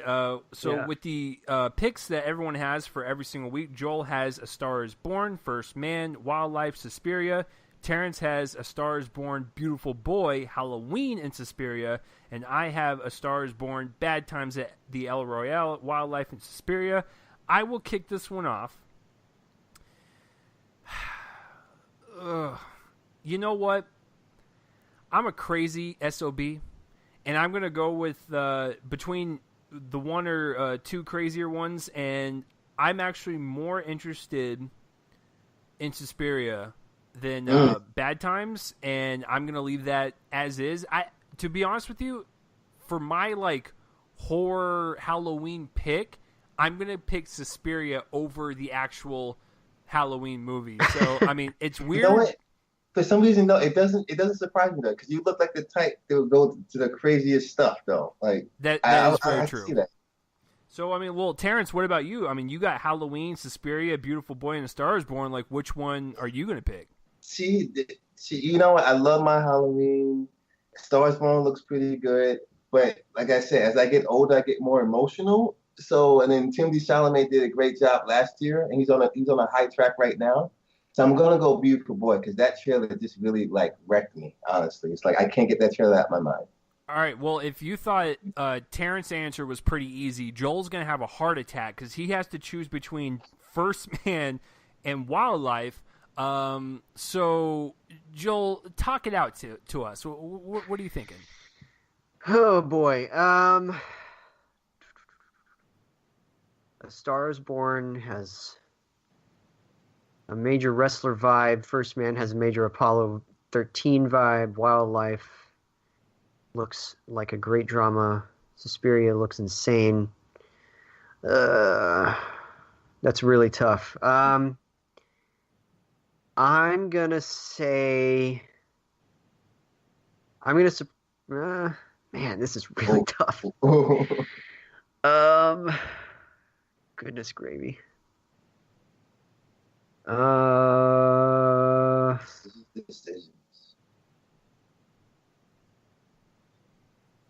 Man, I'm gonna say First Man. And if for no other reason than I just decided to pick one out of 4 that I'm really excited to see. It could be any of these 4, and it's not for any particular reason that I decided to set that one aside. But I'm just gonna say First Man, just because. No. I did this last time where I had almost picked one and I actually named it and then I switched. But every time I see the Star Is Born trailer, I get more and more excited to see it, and that's a testament. So yeah, I'm going to surprise everybody. I'm going to switch it. I'm going to say A Star Is Born is my most anticipated. Well, you know what? That's just super shocking. So thank you for the suspenseful wait there. So Joel picked A Star Is Born.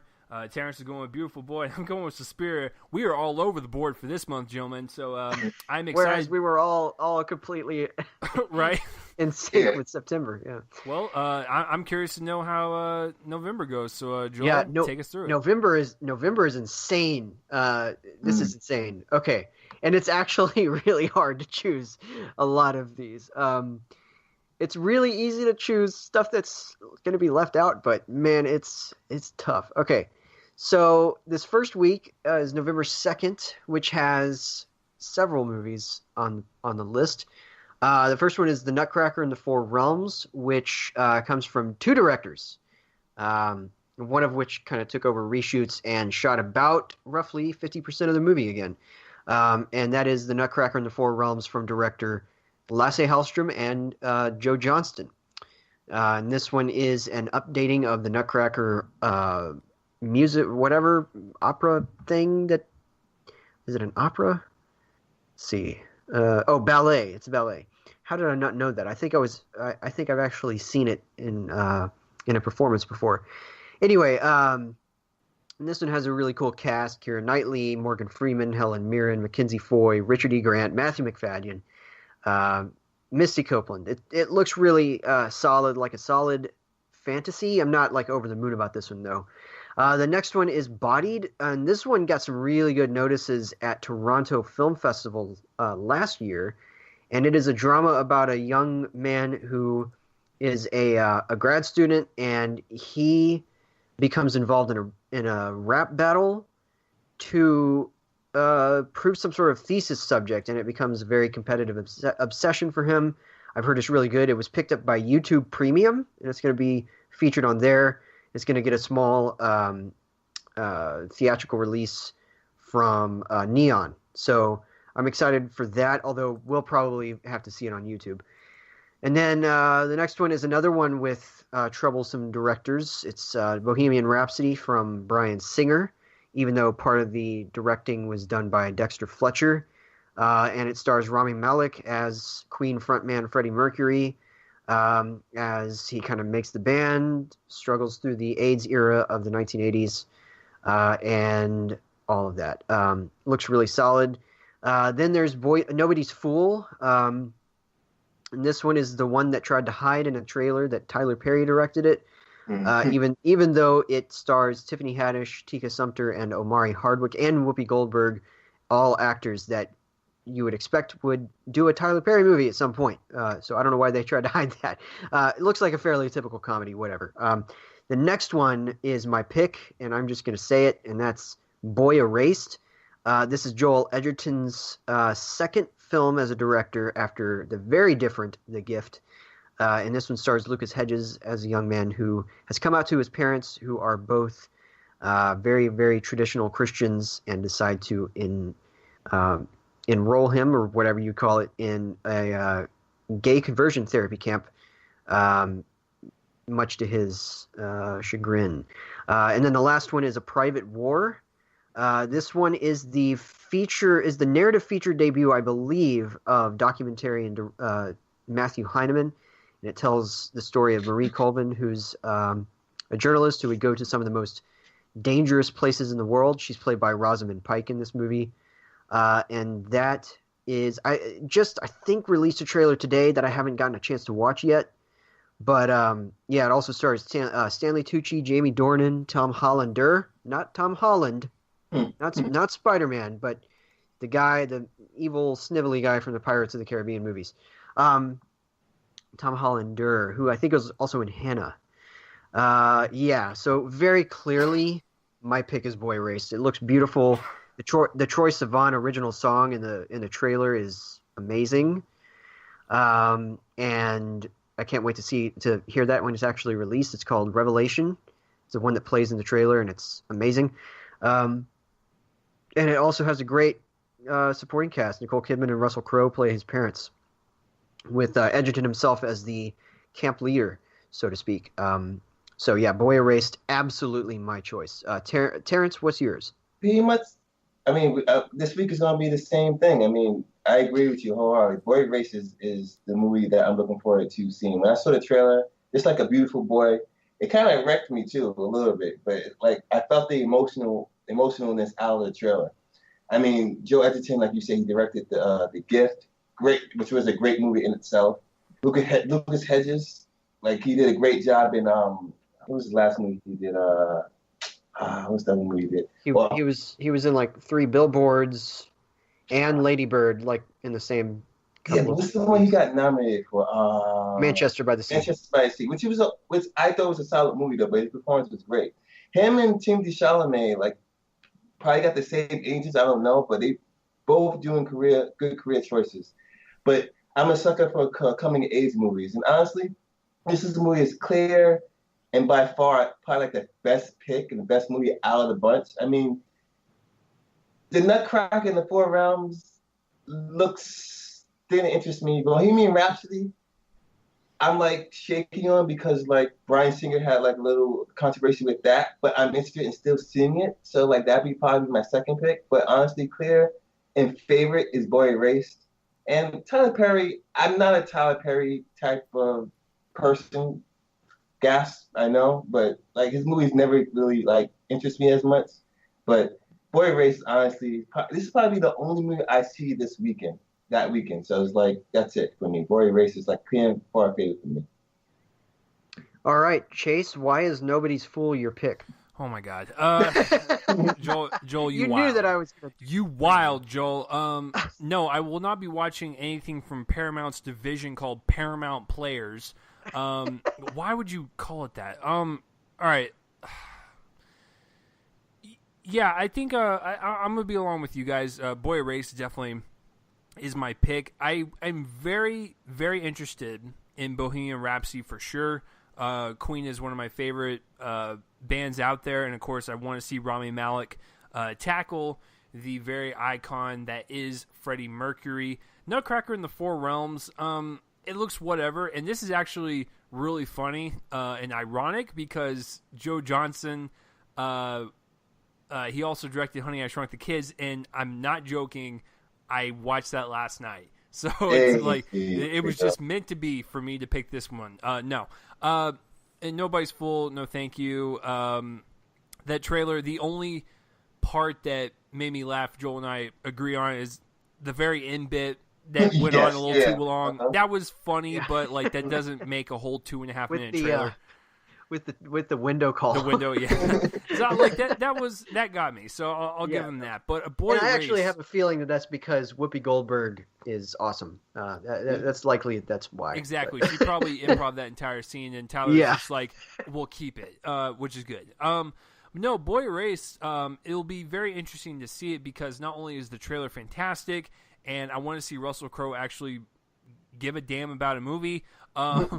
It will be the second movie that has come out that features this type of subject matter and storyline. And, of course, Joel and I talked about the miseducation of Cameron Post, which was really great. So we're excited to see kind of another movie based on this stuff because it's just absolutely horrific to see someone go through this pain and suffering.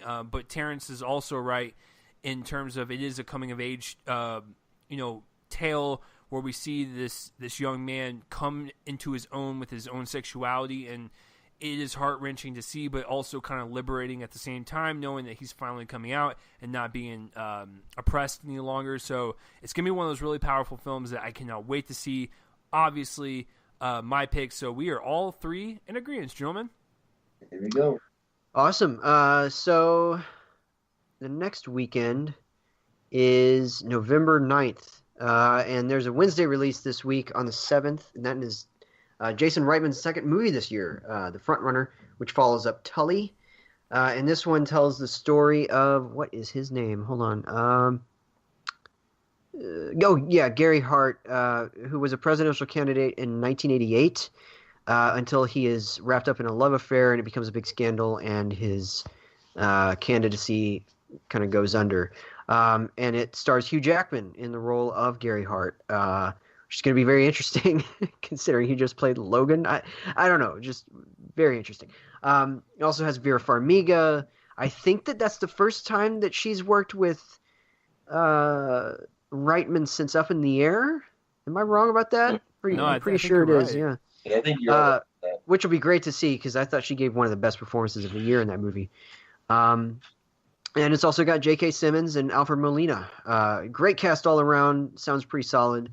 Then we also have the Friday releases. The Grinch, which looks like a big bowl of poop to me. Just the latest Grinch movie. It features the character voiced by Benedict Cumberbatch, even though he's using a high register of his voice and doesn't sound like himself, which doesn't make any sense. And then you have The Girl in the Spider's Web, which is kind of sort of a sequel, kind of a soft reboot of the Millennium series, adapted from the books by what's his face? I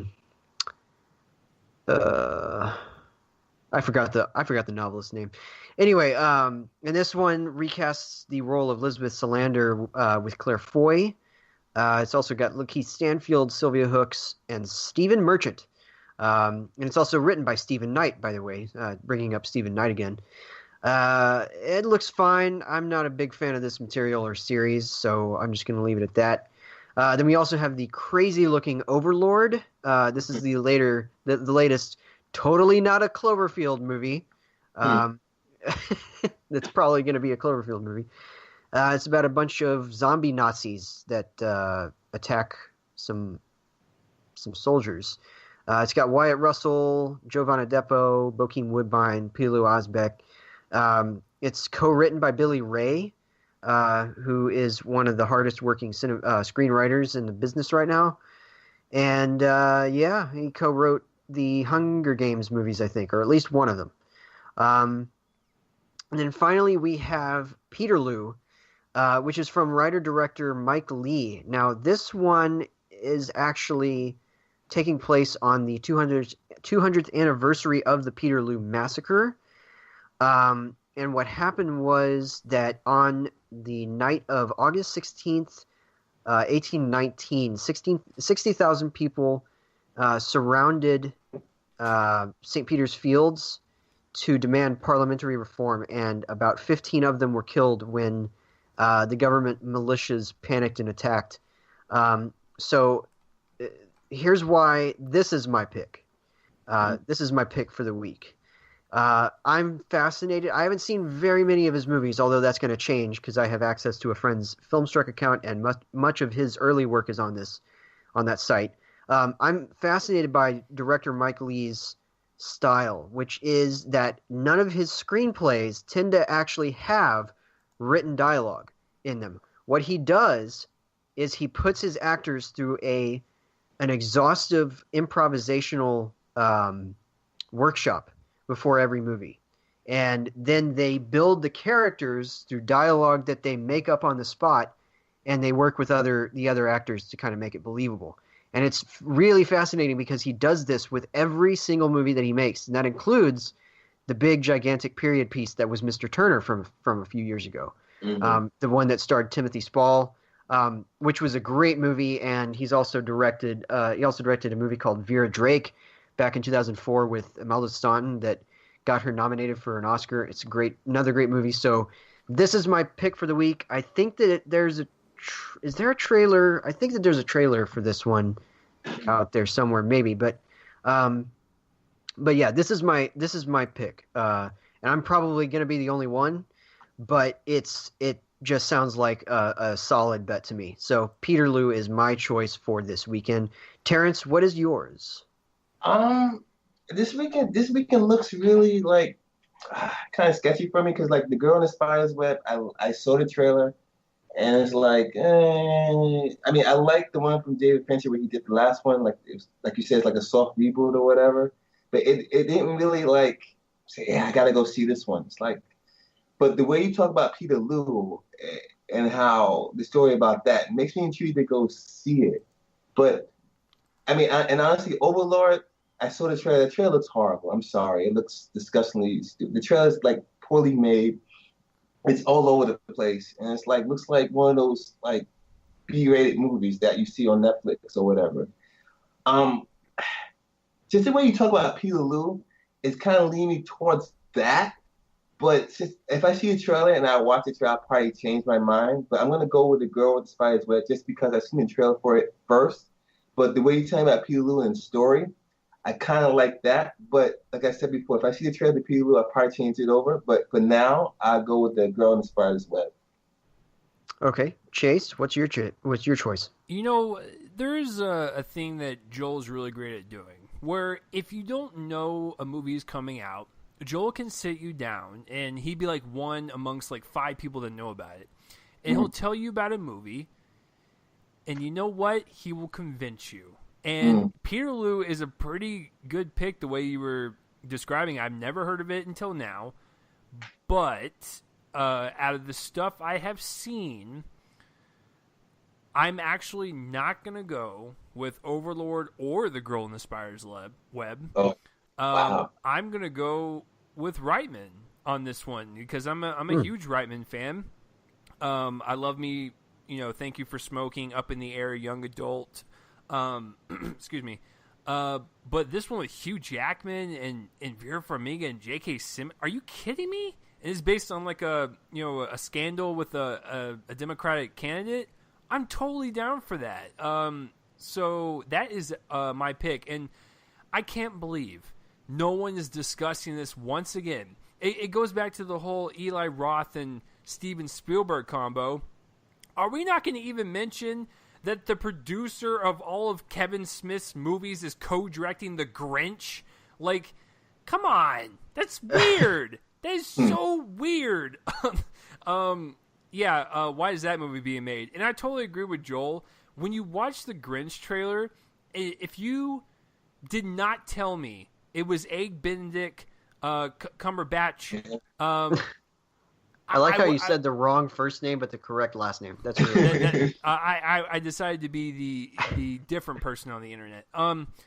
No, Joel's correct. Like, you can't tell it's him, so why waste the $10 to $15 million that you probably paid the man to do it if you're just going to Alvin and the Chipmunk it and add all this auto-tune and not even be able to tell it's him? And so that just makes no sense to me. But And you know what, too? They sell this movie type part, too. I know maybe like a couple of months ago, you go to a movie theater, like before every trailer, they have the Grinch like spitting on your face and whatever like that. And then it's like before every trailer, he'll come up, and after the next trailer, he'll come up again, and he'll come up again. And they finally show the trailer for the Grinch, and then you don't even recognize it's Benedict Cumberbatch. So it's like it's kind of confusing the way they're doing it. yeah, it's very weird marketing, because you're correct. Like, they advertise it as like, oh my God, Benedict Cumberbatch is the Grinch, and it's like he's not even featured that much in the trailer, and you can't even tell it's him. So pointless, absolutely pointless.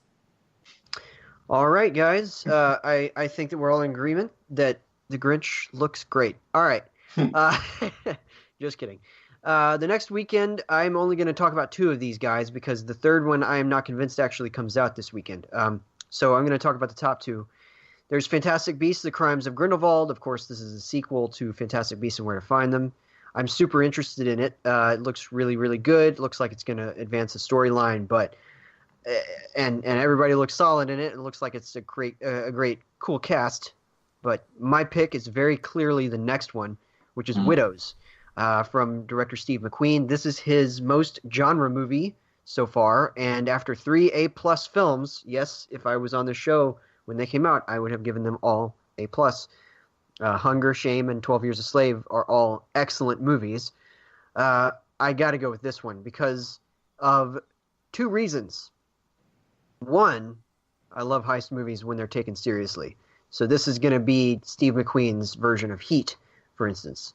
And two, the cast is absolutely ridiculous. Viola Davis, Michelle Rodriguez, Elizabeth Debicki, Cynthia Erivo, who's also going to be in Bad Times at the El Royale, so she's killing it.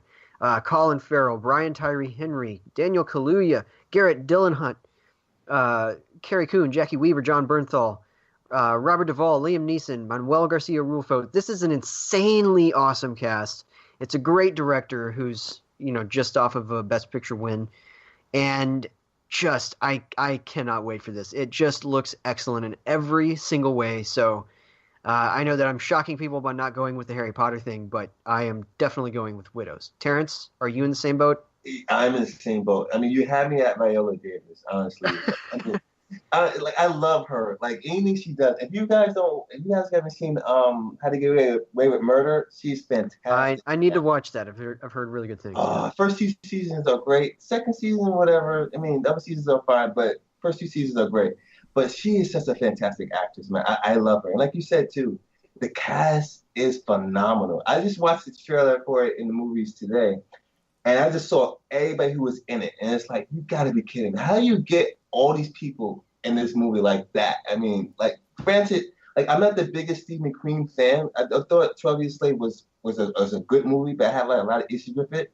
But still, it was still a solid movie. But this trailer, man, and this movie looks fantastic. I would go with Fantastic Beasts, but surprise, surprise, I've never seen none of the Harry Potter movies, including any of the prequels or anything else. So Widows is my movie for that weekend. And Terrence has told me privately, don't fact check me on this, but Terrence has told me privately that he will do that in the next week. I'm just kidding. Yeah, exactly. 24/7, not even going to work the next week. Straight Exactly. Harry Potter all week. Do it. All right, Chase. I am no doctor of any sorts. I'm definitely like a C+ student. But if I had to guess what causes a stroke, is telling Joel that you have not seen any of the Harry Potter movies. So I think Joel's okay, but we have an ambulance on call. This is obviously an easy pick for me. I am looking forward to The Crimes of Grindelwald, and I've said numerous times in the podcast that I think it elevates the story and does things way better, in my opinion, just from a 2-minute trailer than the first one. I thought the first one was just Oh my, I've lost my beast in New York City. Let's go find it with my magical briefcase. Cool, for 2 hours, Eddie Redmayne, 2 hours. That was a terrible accident, and all of our non-U.S. listeners, I apologize, and you can send me hate my way. Widows is my pick. Steve McQueen is a fantastic director. 12 Years a Slave is a great film, and of course, Shame is my personal favorite. I have seen Hunger as well, but it's been a long time, but Shame is the one that's always been my favorite from him. I actually paid money to see that, by the way. It was my first NC-17 movie that I actually saw in a public theater, and it was me, no lie, it was me, I think a old couple and a guy in a trench coat in the back. I can't make this up. I was very worried. I wonder what he was doing. Yeah, I was very worried that my neck would be sticky afterwards, but luckily it was dry. No, but jokes on him, by the way, because the sex and Shame is sexless. It is really entirely is. It's unerotic. Yeah, it's sort of like very, Eyes Wide Shut in that way. It's very depressing to watch, and it was such a beautiful film because I actually saw that. Just a little side story. I saw that and Melancholia within a week of each other in the theaters, and it was so great. But anyways, Widows, I'm looking forward to it because I love Steve McQueen's previous works. The trailer is amazing, and this is going to be the second big thing that Gillian Flynn has coming out. She previously, worked on Sharp Objects for HBO, and of course this one, and of course I love Gone Girl, so anything she does, she has my permission to do. And you know what the wild horse is for this movie? I actually cannot wait to see Michelle Rodriguez do some serious great damage in the acting category, because I've never been a huge fan of her. She's fine in the Fast and Furious movies, but those movies do not those movies do not determine if you're a good actor or not. But I'm excited to see Michelle Rodriguez, who is in the Fast and Furious franchise, to be under the direction of a Steve McQueen. That's going to be fun to watch. So those are all the reasons why I'm excited, and I cannot wait to see Widows. Yeah, I know she got her start back in performance that got a lot of notices in Girl Fight in 2000. Which was from the director of The Initiation, by the way. And then I think that since then, pretty much the best thing that she's done performance-wise is in Avatar, which I thought she was pretty good in that. But she's never really impressed me in the Fast and the Furious or the Resident Evil movies. And she was just kind of there in SWAT, that one with the crazy good cast, really forgettable movie, but. Yeah, so really, really excited, and that brings us into the fourth weekend of November, which is honestly one of the weakest selections of movies I can think of, because I think there are more than half of these that I don't really like the trailer for. But the first one is Ralph Breaks the Internet, which is the sequel to Wreck-It Ralph, and it finds Ralph and Princess Vanellope going into the internet, and we don't really know much about the movie because they don't really tell a lot about the plot. It's mostly about the jokes in the trailer, but in any case, I think that it greatly involves Gal Gadot's character, who was just recently introduced.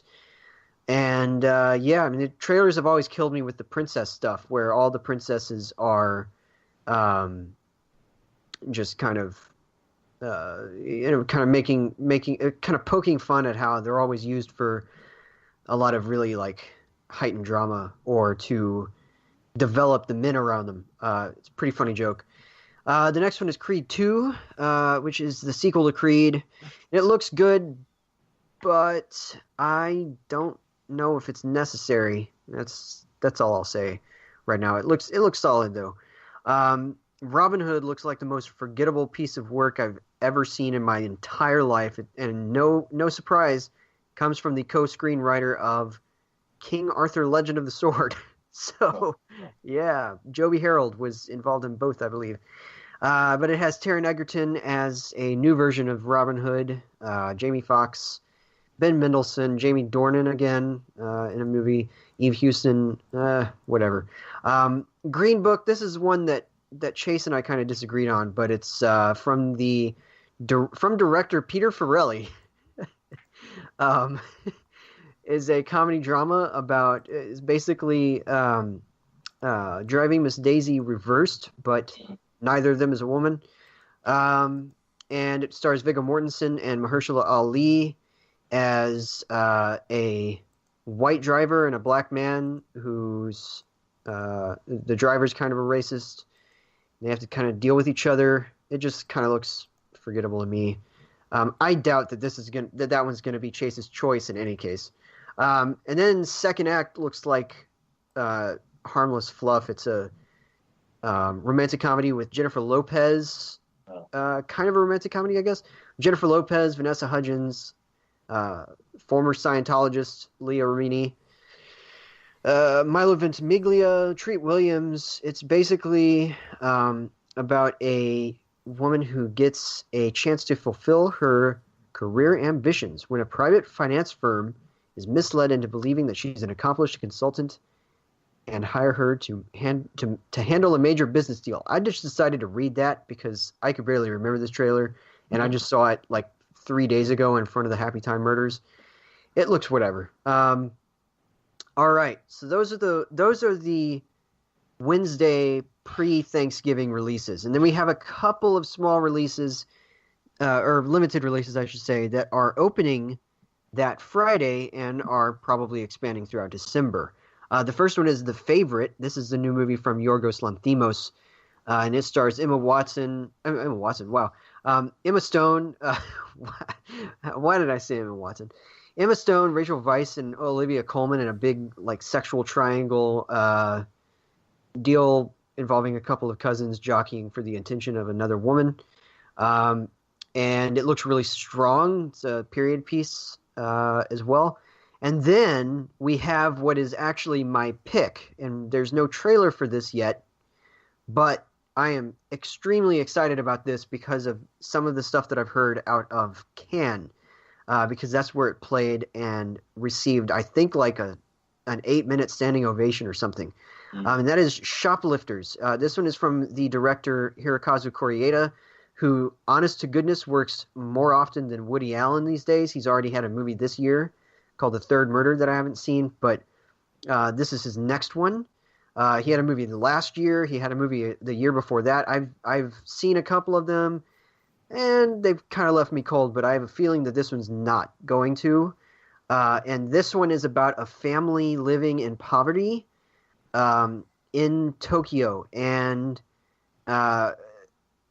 basically they rely on a lot of the grandmother's pension, the grandmother of the family, to get by, because otherwise the father doesn't really receive very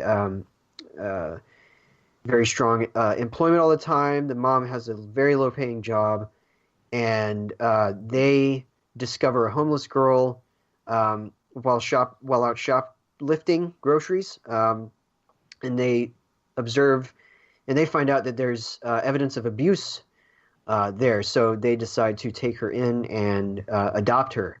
And from what I'm hearing from the reviews that I've read, that have very much like dipped around the details of this, from what I heard, there is a twist in this movie that several people have said that, not in like a David Fincher kind of way or an M. Night Shyamalan kind of way, just a twist on the expectations of where the story is going to go. A twist that ranks among the best twists of all time. And they're saying, again, it's not like in a thriller way, but it's just in this very, very distinctive kind of, how do I put it? I guess the dynamic of the movie changes entirely. The whole, it's kind of like this paradigm shift almost of a twist. And that's what I've been hearing. So I am remarkably excited for this. I cannot wait to see how this turns out. So that is my choice. We haven't even seen a trailer for it yet, but Shoplifters, I'm going with that one. So Terrence, what are you doing? Um, like you said, it's like not really a great week, but surprising for November.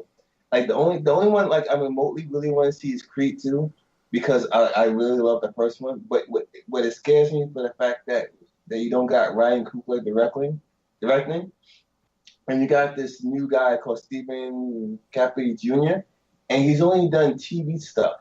Not to saying that people who've done TV stuff is not good, but this is Creed 2, and you got Sylvester Stallone writing it. Now he wrote the first Rocky, which is great, but that was also made like 40 years ago. So it's like, I'm kind of shaky on that one. So it's like I'm not really like over the moon about certain one of these things. I mean, Robin Hood. I mean, I know you didn't particularly care for the trailer, but I kind of like the trailer for some reason. But then again, the director doesn't really like float my boat. But it's like, but Ralph Breaks the Internet, it's like a little teaser trailer or whatever. It's like, I like when the first one, when that originally came out.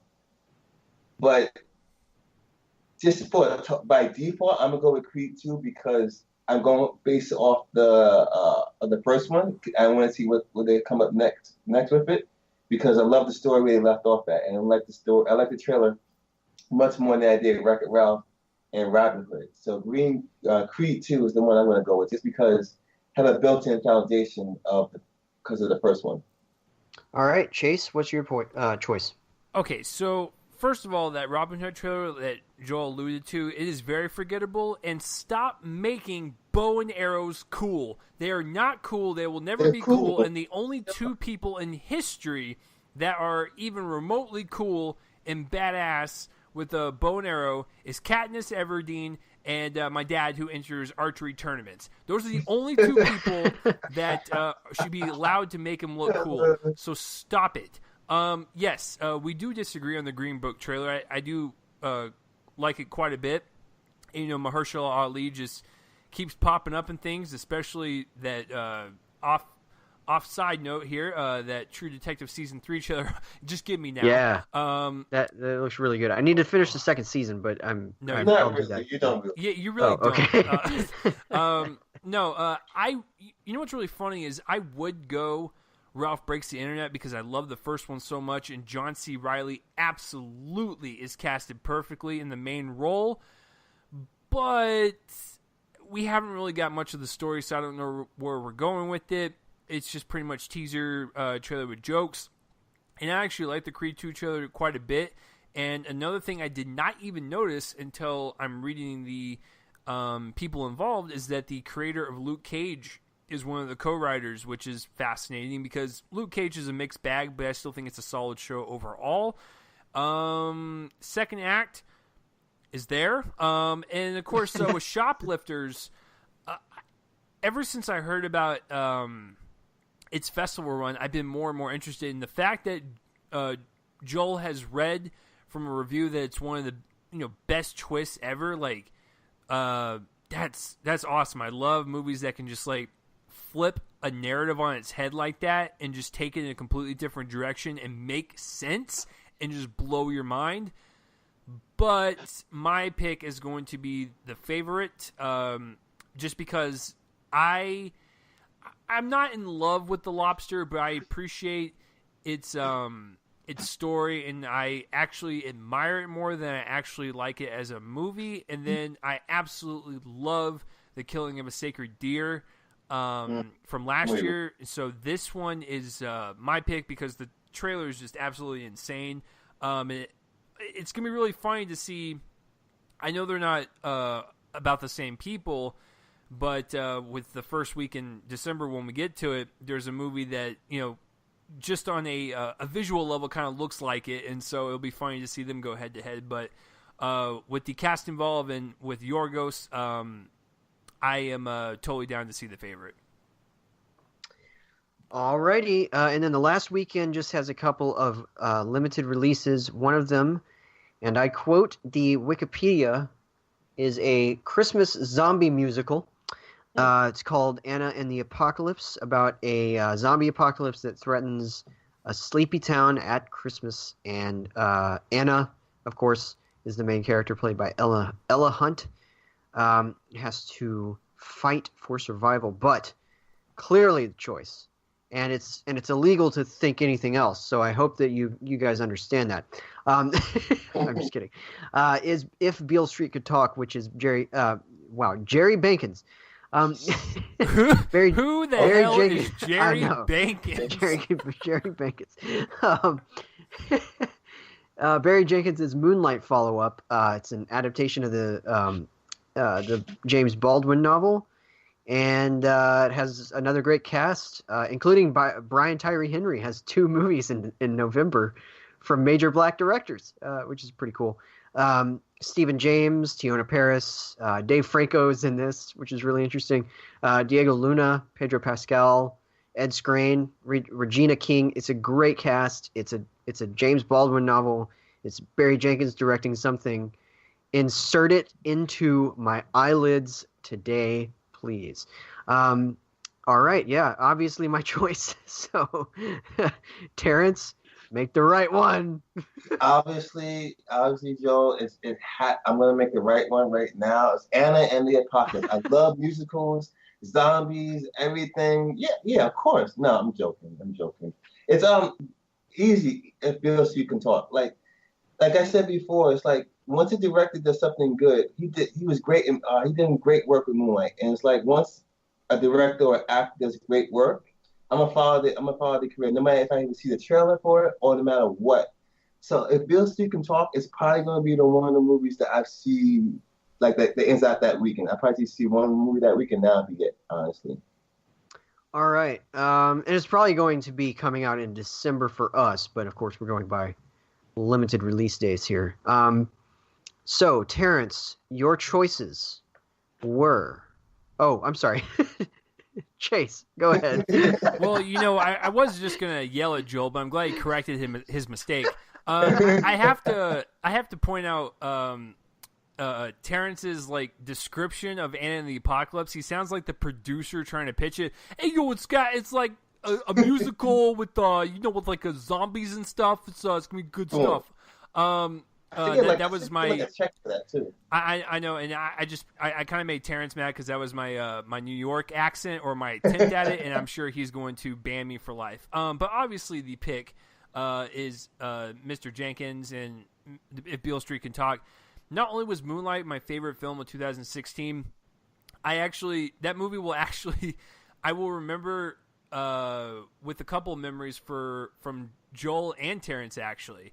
I remember watching Moonlight with Joel, and I turned to him. I was like, "It's the best of the year. Nothing's gonna beat it," and nothing did. And my memory with Terrence will always be, till the day I die. Terrence, one of my favorite memories of the Oscars so far was with you when we recorded, and they had the whole La La Land snafu, and we sat there super disappointed. And I remember. I put my TV on mute, and I saw people flailing their arms on the stage, and I was like, what is this? And so I unmuted it, and then Terrence and I sat there in shock as they did the mix-up, and it was so great. But yeah, definitely. And I'm going to go ahead and just jump ahead. If Beale Street Could Talk is my most anticipated of the month.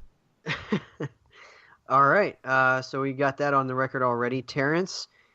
Your choices were Boy Erased, The Girl in the Spider's Web, yes, Widows, Creed 2, and If Beale Street Could Talk. So among those, what's your most anticipated?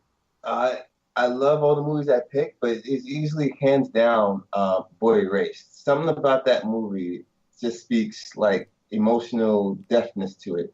And Joe Edgerton. He did a great job with the gift and everything. So it's Boy Erased is definitely one of the movies that I would look forward to. It's probably one of those movies that's going to stick with me for the rest of the year. All right. Well, my choices were Boy Erased, Peterloo, Widows, Shoplifters, and If Beale Street Could Talk. And that is a really tough consideration. But I'm gonna say. Yeah, I'm going to say If Beale Street Could Talk. So interesting that we we were united on November and September. Yes, yeah. Like every Yeah, other month, we're like united and then we're not. yeah. So let's see if we can all three pick different ones in December. Oh, my Last one, last pleasure. chance. Yeah. All right, Right, well, exactly. This is insane. Okay. well, I can't, guys. Like I said, my most anticipated talk of the whole entire podcast was December 21st, and I'm so glad I get to go to it. But first, we have to go to December. And Chase, go ahead and do that. I'm just going to step away real fast. Not a problem. All right, so December 7th, we have Mary, Queen of Scots from Focus Features. It is from director Josie Rourke, and it stars Saoirse Ronan, Margot Robbie, and it tells the story, of, I believe, oh, man. Okay, I totally just blanked, but I know if I remember correctly, Saoirse Ronan plays Mary, Queen of Scots. Margot Robbie is Queen Elizabeth, and Mary is the cousin, and so there's definitely like some hierarchy, kind of family drama that happens in between that. And as of right now, they pulled it off the release schedule, but it's still listed from A24. We have Under the Silver Lake, directed by David Robert Mitchell, who brought us It Follows. It's also written by him, and it stars Andrew Garfield, Riley Keough, Topher Grace, and it's a neo-noir kind of modern day thriller of this woman who goes missing, and Andrew Garfield tries to search for her. We have The Silence. Haven't really heard much about this, but it's an American-German horror film. It sounds pretty awesome. Don't really know much more about that. We have another film from Neon, and another one that has Lucas Hedges in it. Never heard of it until now. This one's called Ben is Back, and it sounds like Lucas Hedges plays the main character, Ben, who's in some trouble, and he kind of comes home to his family on Christmas Eve. Haven't seen a trailer for it yet, but it has Lucas Hedges in it, so hopefully it's directed by his father. Oh Yes, wow! sir. Did you Yeah. see how Joel went away and came back knowing what we were talking about and just automatically jumped into it? So I just knew that he was the son of Peter Hedges. well, But, that yeah. that's awesome. So yeah, for me, as of right now, since it's technically listed, even though they kind of pulled it and it's still not even supposed to come out.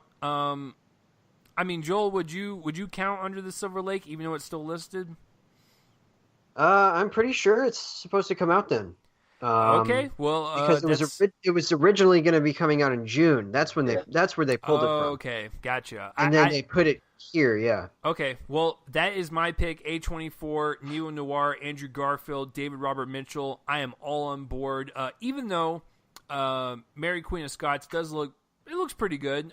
Which is, it's funny because, like I said, going back to The Favorite, it's almost got like the same kind of visual, kind of medium to it, and it's just weird that they're coming out so close. But A24 will win this weekend for me. Terrence, where is your mind at? I'm also in your camp, but I'm gonna go Under the Silver Lake. I was like really disappointed that the fact that they pulled it earlier this year. It's like I was really looking forward to it. I really like at the time when I did see it.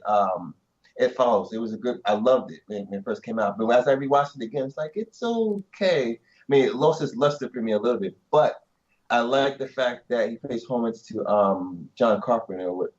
He has the similar effects with this movie too, and it looks interesting. It looks very quirky. It looks very like intriguing. So I was really looking forward to it. So hopefully, if it stays on that release date, I'll stay with it.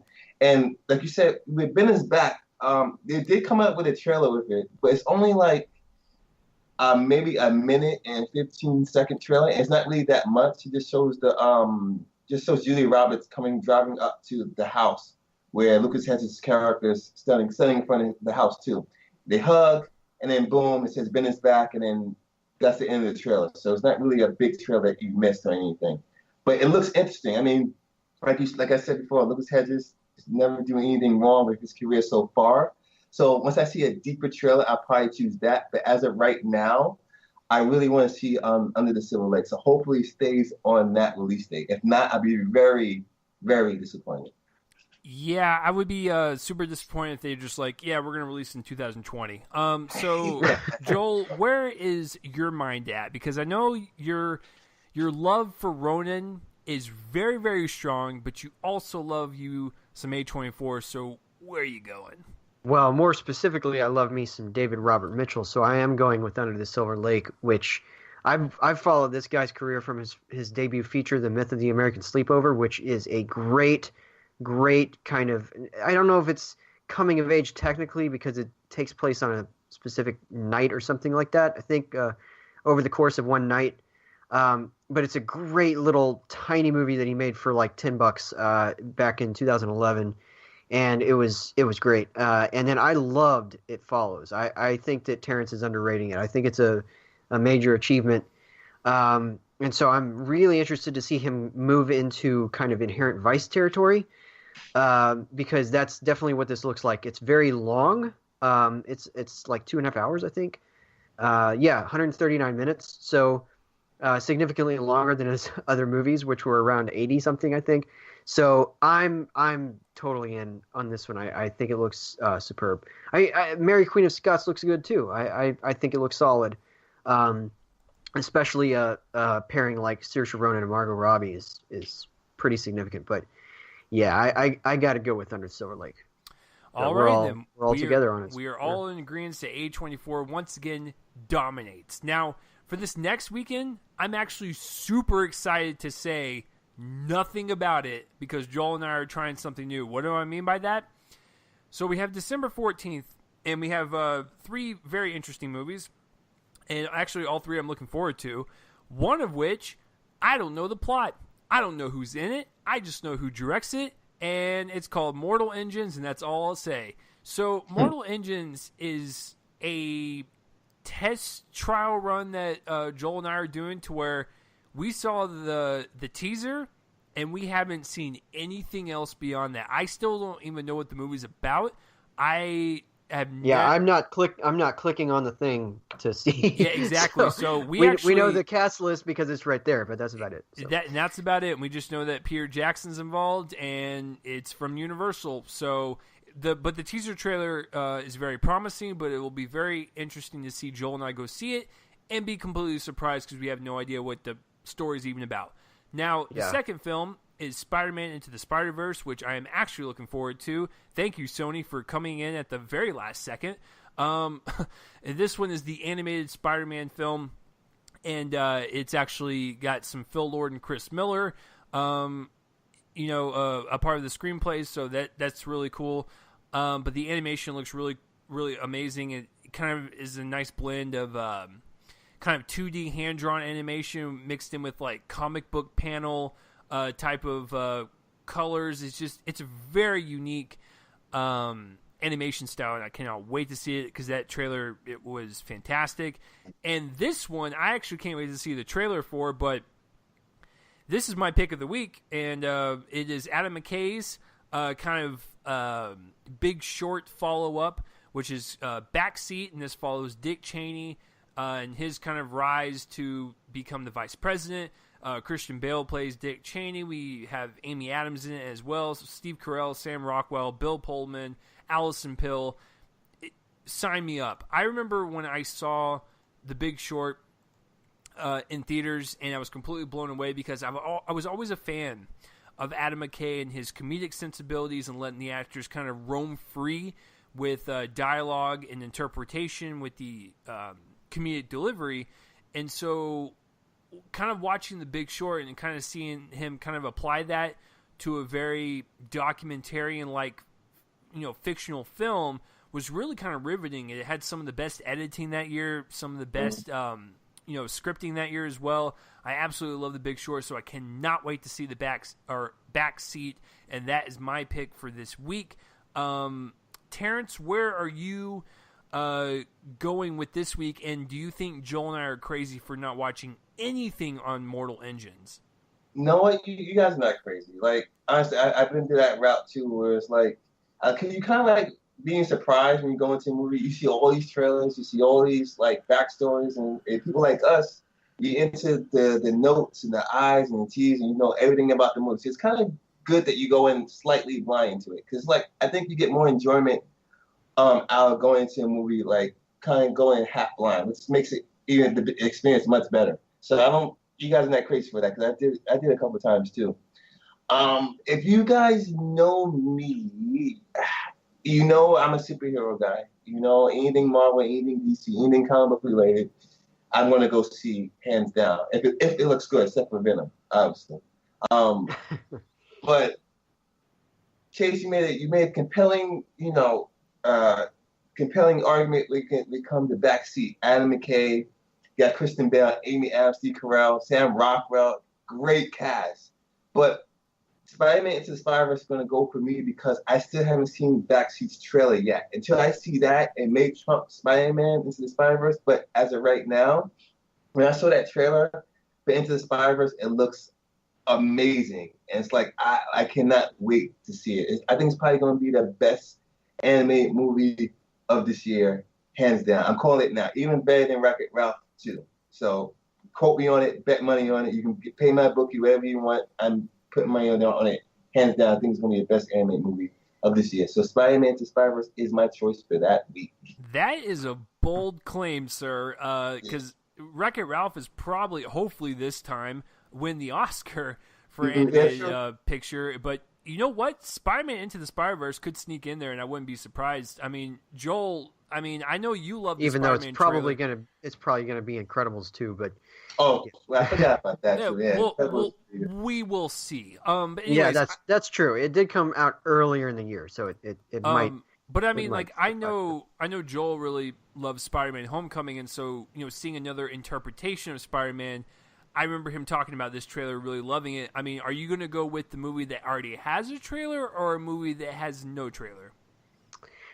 It's weird because we got three very different situations here. We've got one where I've seen the trailer several times in front of several movies, and that's Spider-Man Into the Spider-Verse.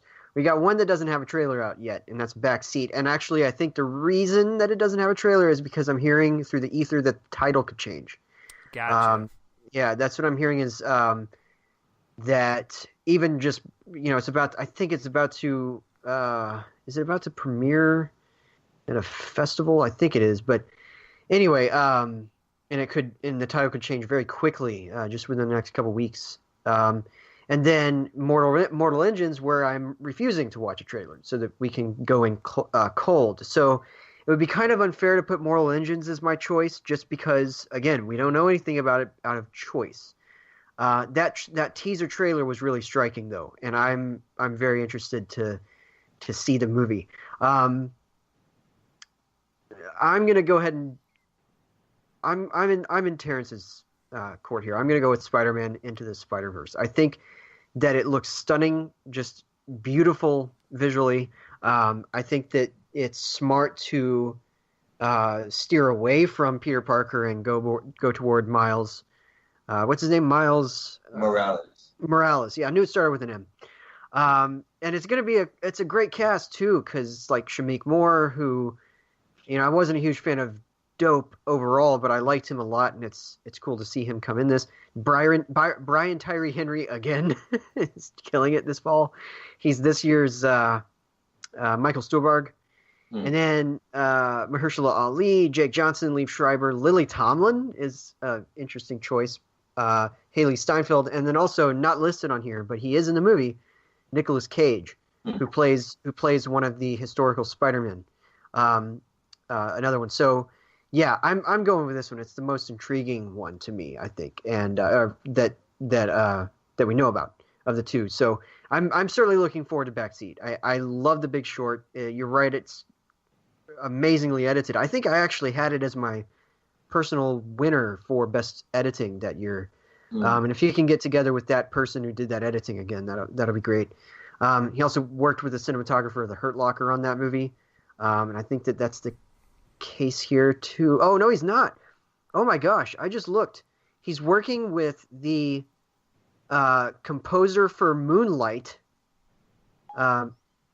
Nicholas Britell, and then he's also working with the cinematographer of Zero Dark 30, Greg Fraser, and the editor of The Tree of Life, Hank Corwin, who also did The Big Short. So yeah, Big Short, same editor.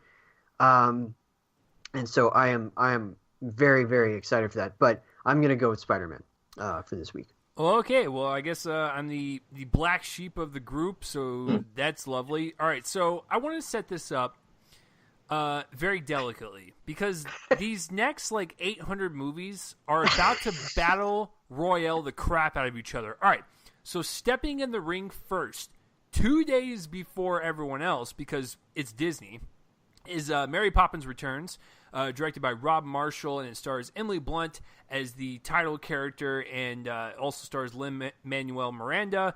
And, we haven't really seen much except for a teaser and a couple of photos. So Disney comes in and they lay down the gauntlet. Well, hold on. I'm not done yet, folks, because Sony, Universal, Paramount, 20th Century Fox, and Warner Brothers are all going to step into the ring and all fight each other to the death.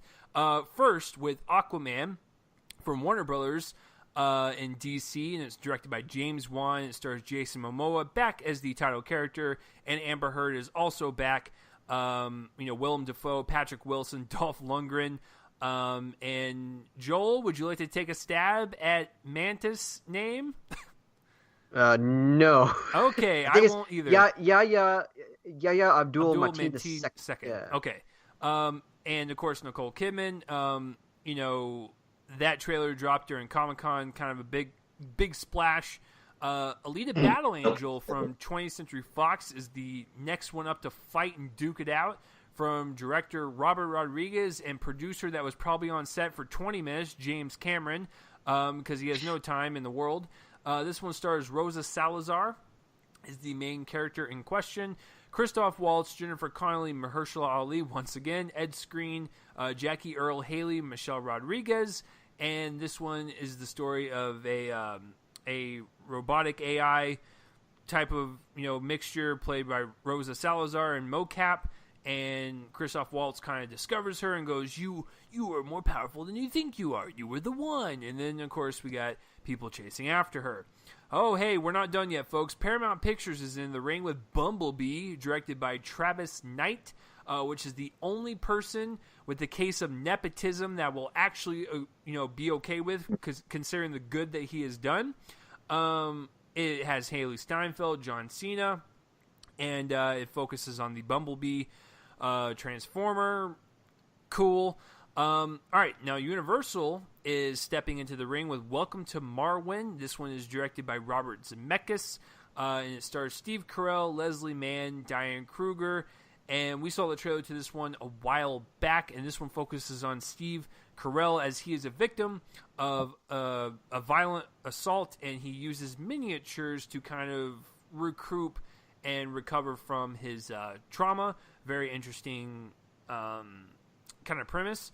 And then, of course, Sony to round it all off with Holmes and Watson, directed by Ethan Cohen. Did not care for Get Hard, but I am looking forward to this one with the pairing of John C. Reilly and Will Ferrell as they play Sherlock Holmes and his assistant Watson. That should be fun. Okay, that was a mouthful. Okay. There's one more. Oh, it's gonna get crushed. Cold War by Amazon Studios. I don't know much about that. Joel, would you like to talk about that one? Yeah, I guess I'll go ahead and do this because it's my choice. So the director is Pavel Pawlikowski, who a few years ago directed a movie called Ida that was nominated for cinematography. It was a black and white movie about a nun who goes on a road trip after finding out that part of her heritage is Jewish, and discovers a lot about herself in the process. And it's a great movie, one of the best of that year. I think it was very nearly on my top 10 of 2014. It's really great. I think it's on Netflix. And I think, didn't it win Best Foreign Film that year too? Let's see. I don't think it won, but it was nominated. Let me see, though, because it might have been. Let's see. Ida. Yes, it did win. You're right. It did win. And definitely a worthy winner. I think I think, yeah. It's a worthy winner. And this one is loosely based on the lives of Pawlikowski's parents. Um, it's been getting a lot of really good buzz, and right now, because of the fact that it played at it was the winner or competed for the Palme d'Or at the Cannes Film Festival, and because of that, it has currently on Rotten Tomatoes a 100% with 29 reviews. Wow. And an average rating, which is more important than the percentage, an average rating of 8.8 out of 10, which is insanely high. Like that's not very common. So really, really great movies get that. Like I think I believe Moonlight's in the high eights. Like that's to give you an idea. So yeah, I'm really excited for this one. I've just heard great things. The big stuff, I mean, I guess mildly interests me in some cases and doesn't in others. But yeah. Okay. So Moonlight has a 9 out of 10. So that gives you an idea. It's 0.2 higher than this. And yeah, I just think it sounds excellent. But the big stuff, Mary Poppins Returns looks fine. I'm certainly interested to see Mary Poppins Return. But I have made this clear on the show. I am not as emotionally attached to the Mary Poppins character as everybody else is. I think that the original movie is fine, but it's way too long and it goes in circles for a while. I don't revere it as the classic that a lot of other people do. I'm a Sound of Music guy when it comes to the mid '60s Julie Andrews stars that are for families. So.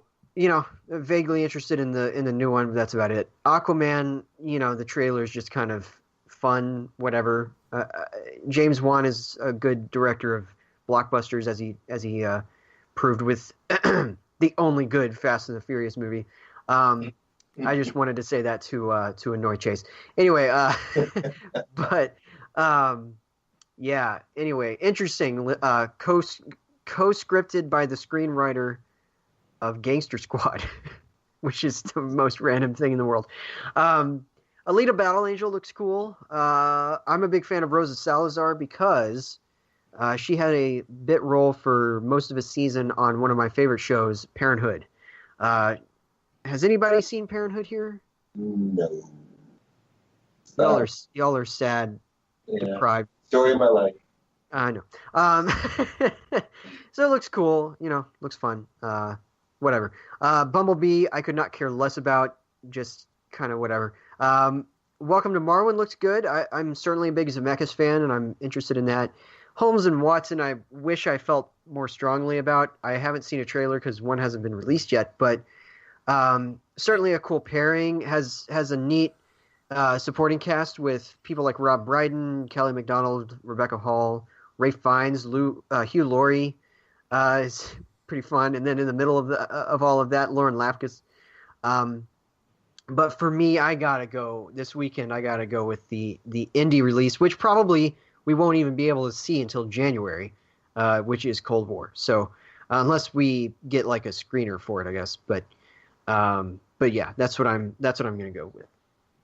Yeah, it's really interesting. Because, I was just joking that it's going to get crushed. Because Joel's right. We're probably not going to even see this movie until January anyways. But Amazon, when you want to talk about this one, or Beautiful Boy, or even Suspiria, this studio is going to crush it this year. It looks like, from the way you were describing it, and as I was reading it when you were talking, this could win the Best Foreign Film this year. And so... It's very much in the conversation to be nominated. It just takes obviously whatever the country is that Poland, right? Poland, yeah. If Poland, as long as Poland submits it for consideration, they'd be stupid not to, considering it's Well, since it is being distributed by Amazon, I'll guarantee they have some type of distribution deal to where they have to do that. So that's good for them. So, yeah, for sure. What's really funny about all these picks? I'm actually going to go with the smaller one. I'm actually looking forward to Welcome to Marwen. And I even said this when that trailer dropped, that Steve Carell could have a really great double feature year with Beautiful Boy and this, and I guess I'm the only like weirdo on the planet. I know our friend Brian is a fan of modern Zemeckis, and I am too. I've enjoyed every single thing that he's kind of put out there, whether it be The Walk or Flight. I don't know what it is with Zemeckis and his modern stuff, but I've been really enjoying everything he's kind of thrown out there. And I think when you pair this with, Steve Carell, Leslie Mann, and just this premise alone, and even Janelle Monáe, which I was completely floored by in Hidden Figures, so I can't wait to see her again. It just looks like a really great story and kind of an interesting spin on like therapy. And I don't know if it's gonna be good or not, but if my gut's telling me like I'm gonna go with the underdog here, Welcome to Marwen's my pick. But you know what? If I had to pick like a winner, like box office wise, I'm sorry, Aquaman, Alita, Bumblebee, Marwen, Holmes, and Watson, you're gonna get crushed by Mary Poppins. Regardless if that movie's bad or not, it's going to crush. So get especially out of with way. the extra 2 days of Exactly. So Yeah. Welcome to Marwen's my pick, and Cold War's Joel's pick. So I'm actually curious to see where Terence is going to go with this, because Terence, we haven't really talked about all of these trailers that we have seen for all these movies. So which way are you leaning? See, I favor Joe for the fact that I'm not the biggest Mary Poppins fans. Like I didn't grow up with it. Like I'm more of a cheesy bang bang type of guy with big fat dyke. That's an even better movie for me too as well. I agree with you there. Yeah. So I grew up with that. So Mary Poppins, like, whatever, And Emily Blunt, I love her, but whatever. Aquaman, the trailers look fun or whatever. I will go see it. And Alita Battle Angel, I love the graphics for it. Hopefully, it looks like it can win some CGI and everything. Bumblebee, I'm tired of the Transformers already. I hated the last one. Even though it's done by Travis Knight, I'm just done with the Transformers type of deal. I can't. It'd be interesting to see what Travis Knight can do with it, but until I see word of mouth saying it's actually good, then I'm like, that'd probably be my last movie to go there. Holmes and Watson, didn't see a trailer for it. Cold War sounds pretty interesting, but I'm gonna go with Chase. And I agree with you too. I'm with you and Brian for the fact that I like modern Robert Zemeckis. I like The Walk. I love Flight. Castaway, it's great. And the story, the way he does with the story, it looks very, very interesting and intriguing. And the way it's told, it has me really interested in seeing it. And don't get me wrong, Robert Zemeckis can tell a story. I mean, granted, he's done Back to the Future, he's done all these other classics, but don't undersell him for being a good modern director. He can still pull his punches too. Now it's not as great as his other works, but it's still a solid. He still gives solid movies here and there, and his last movies are great. You know what? I'm switching it up again. I'm going with Welcome to Marwen because you're getting me more excited, and I'm actually looking through Zemeckis' directorial work right now. And he's been on a roll for at least 9 years because I love A Christmas Carol. I think a lot of people give that movie a bad rap for some strange reason that I don't know. Maybe because it adds a chase scene at the end that isn't necessary. But other than that, it's great Dickens, and I am a very, very, very close, with A Christmas Carol, I'm especially because that story is very close to me. I was in a couple of productions of it. I've seen it produced various times. I've read the novel more than 20 times. It's one of the great stories of all time. I am very picky. It's probably the one thing that I am a purist about in my entire life. And trust me when I say that A Christmas Carol is great Dickens as well as great Zemeckis. It is a great representation of a novel, probably the best one ever made. And I've seen all of them. I've seen the 80s one. I've seen the one with Patrick Stewart. I've seen all of them. And I think his version is the best, actually. I think it's the best representation of the novel. Flight is terrific. I think that people give that movie bum rap for some reason. No Again, way. That is I would actually say that if you want to compare like modern Denzel performances, that's one of the better ones. Oh yeah, absolutely. True, I think it's every bit as good as his performance in Fences. Absolutely. For instance, yeah, it's great. The Walk and Allied, both good movies as well. And Allied is a great little old-fashioned romance, big studio production that you don't see much anymore. And The Walk, man, that's an underrated movie. yeah, really underrated, really a lot of fun. I love Joseph Gordon-Levitt's French accent in that movie. It's a lot of fun.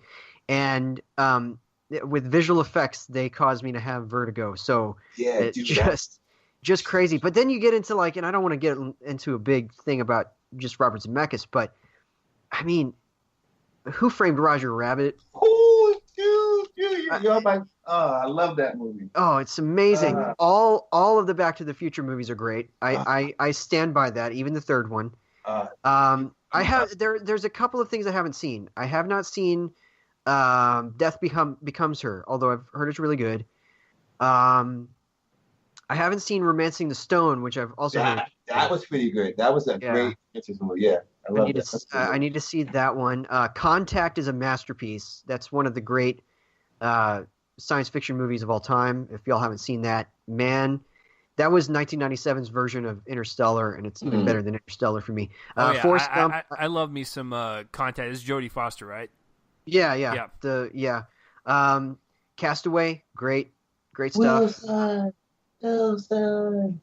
And I think Beowulf was a misstep, personally, but I love The Polar Express. A lot of people find it to be this weird dead experience. I don't. I think it's great. So, yeah, I can't believe that I didn't choose this because I'm getting more and more excited for it. I think Zemeckis is one of the greats. And if he can knock this out of the park, he can do anything. Especially considering this material is really there's a fine line for this material, a really fine line. You gotta own it while not going over into the exploitation because obviously this is a person who is suffering from a lot of problems, and significant ones. And so I can't believe I didn't just immediately go with this. But yeah, I'm gonna switch it up and say that.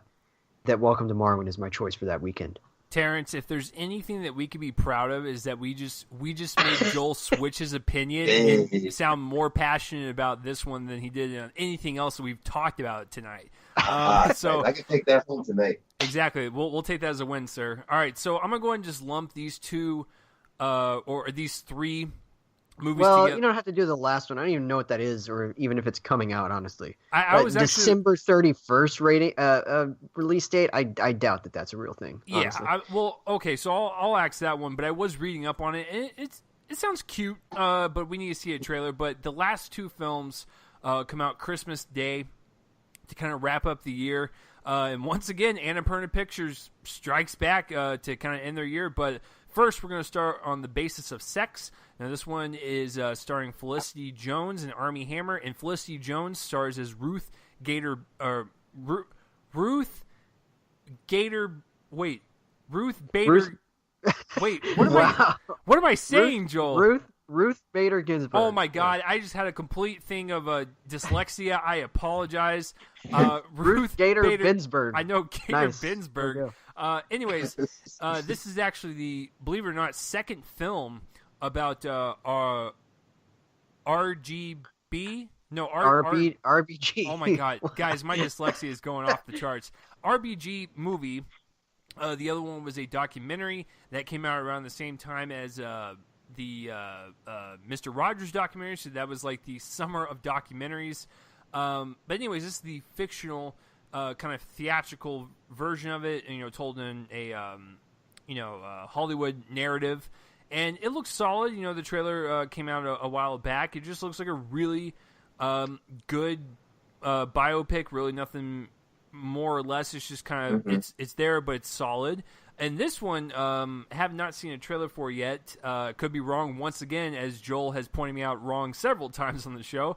But this one, Annapurna Pictures, called Destroyer. And this one stars Nicole Kidman, and she plays a detective, and it's a crime thriller. You know how these movies go.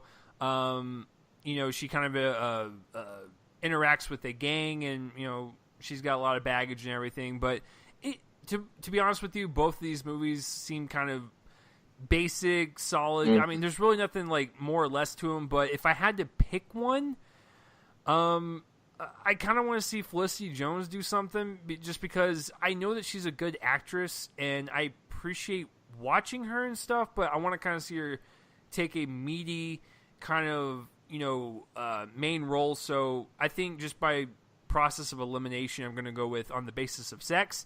I mean, Terrence, do you feel otherwise? No. I mean, I just seen the trailer too today. When I went to go see Crazy Rich Asians, and like you said, it looks solid. Whatever. It doesn't look anything like yes. It's like it looks very basic, and I don't want to say generic, but for lack of a better word, I'll call it generic. I mean, it's okay. I mean, is it gonna float my boat? Not really, but out of others that's there, Basis of Sex is probably the only like one I'll see of that weekend, the end of the year. All right. Well, I mean, Joel, it sounds like you're dead over there. I'm gonna go with Destroyer. Oh, interesting. This is from the director of The Invitation, and I totally called this The Initiation earlier. I don't know why. But anyway, this is from the director of The Invitation from a couple years ago. I switch my decision. I switch it. The Invitation is one of the best movies that came out that year. I will stand by that. It was one of the most exhilarating thriller experiences I've had in quite some time. It was. Is it currently on Netflix, right? Yeah, I think so. Yeah, please go watch The Invitation. If you thought Logan Marshall Green was terrible in Prometheus, I will agree with you, but he is so good in this one. He is also good in Upgrade. Please, please, please watch it. I'm switching my decision. Okay. I didn't even have to talk him into that. This one comes from Karen Kusama, and it's a crime drama. It's got Nicole Kidman. I mean, Tatiana Maslany, fresh off of Stronger, where she was great. Sebastian Stan, Bradley Whitford, Toby Kebbell, Scoot McNairy. How can it not be this choice? And it's another movie that she has partnered up with her husband Phil Hay, who's one of the part of the Phil Hay Matt Manfredi writing group partners. And they've kind of been building toward films like this and The Invitation by dabbling in a lot of studio work. Their first movie together with Kusama was Aeon Flux, which is kind of notorious for being one of the first movies out of the gate to not screen for critics back when that became a thing in 2004 or 5. That's when that started. Everything tended to be screened for critics before that point. They also wrote the Clash of the Titans remake. They did both of the ride-along movies, Behind the Pin and R.I.P.D., but they have been kind of working up to this kind of material and The Invitation, and it's really exciting to see stuff like that happen. So I'm definitely going with Destroyer for this weekend. I'm excited. It's probably going to be another limited release, I can imagine. It's probably gonna be one of those that comes out for us like in the first couple weeks of January, but really excited for that. And I suspect that that's the same of On the Basis of Sex. I don't think that there is a wide release on Christmas Day this year unless something moves there from the previous weekend. So Destroyer's my choice. All right. Well, I mean, it's pretty easy for Joel and Terrence. Besides one movie, they pretty much chose everything in a similar fashion. So to go down the list for Joel, he chose Under the Silver Lake, Spider-Man Into the Spider-Verse, Welcome to Marwen, and Destroyer.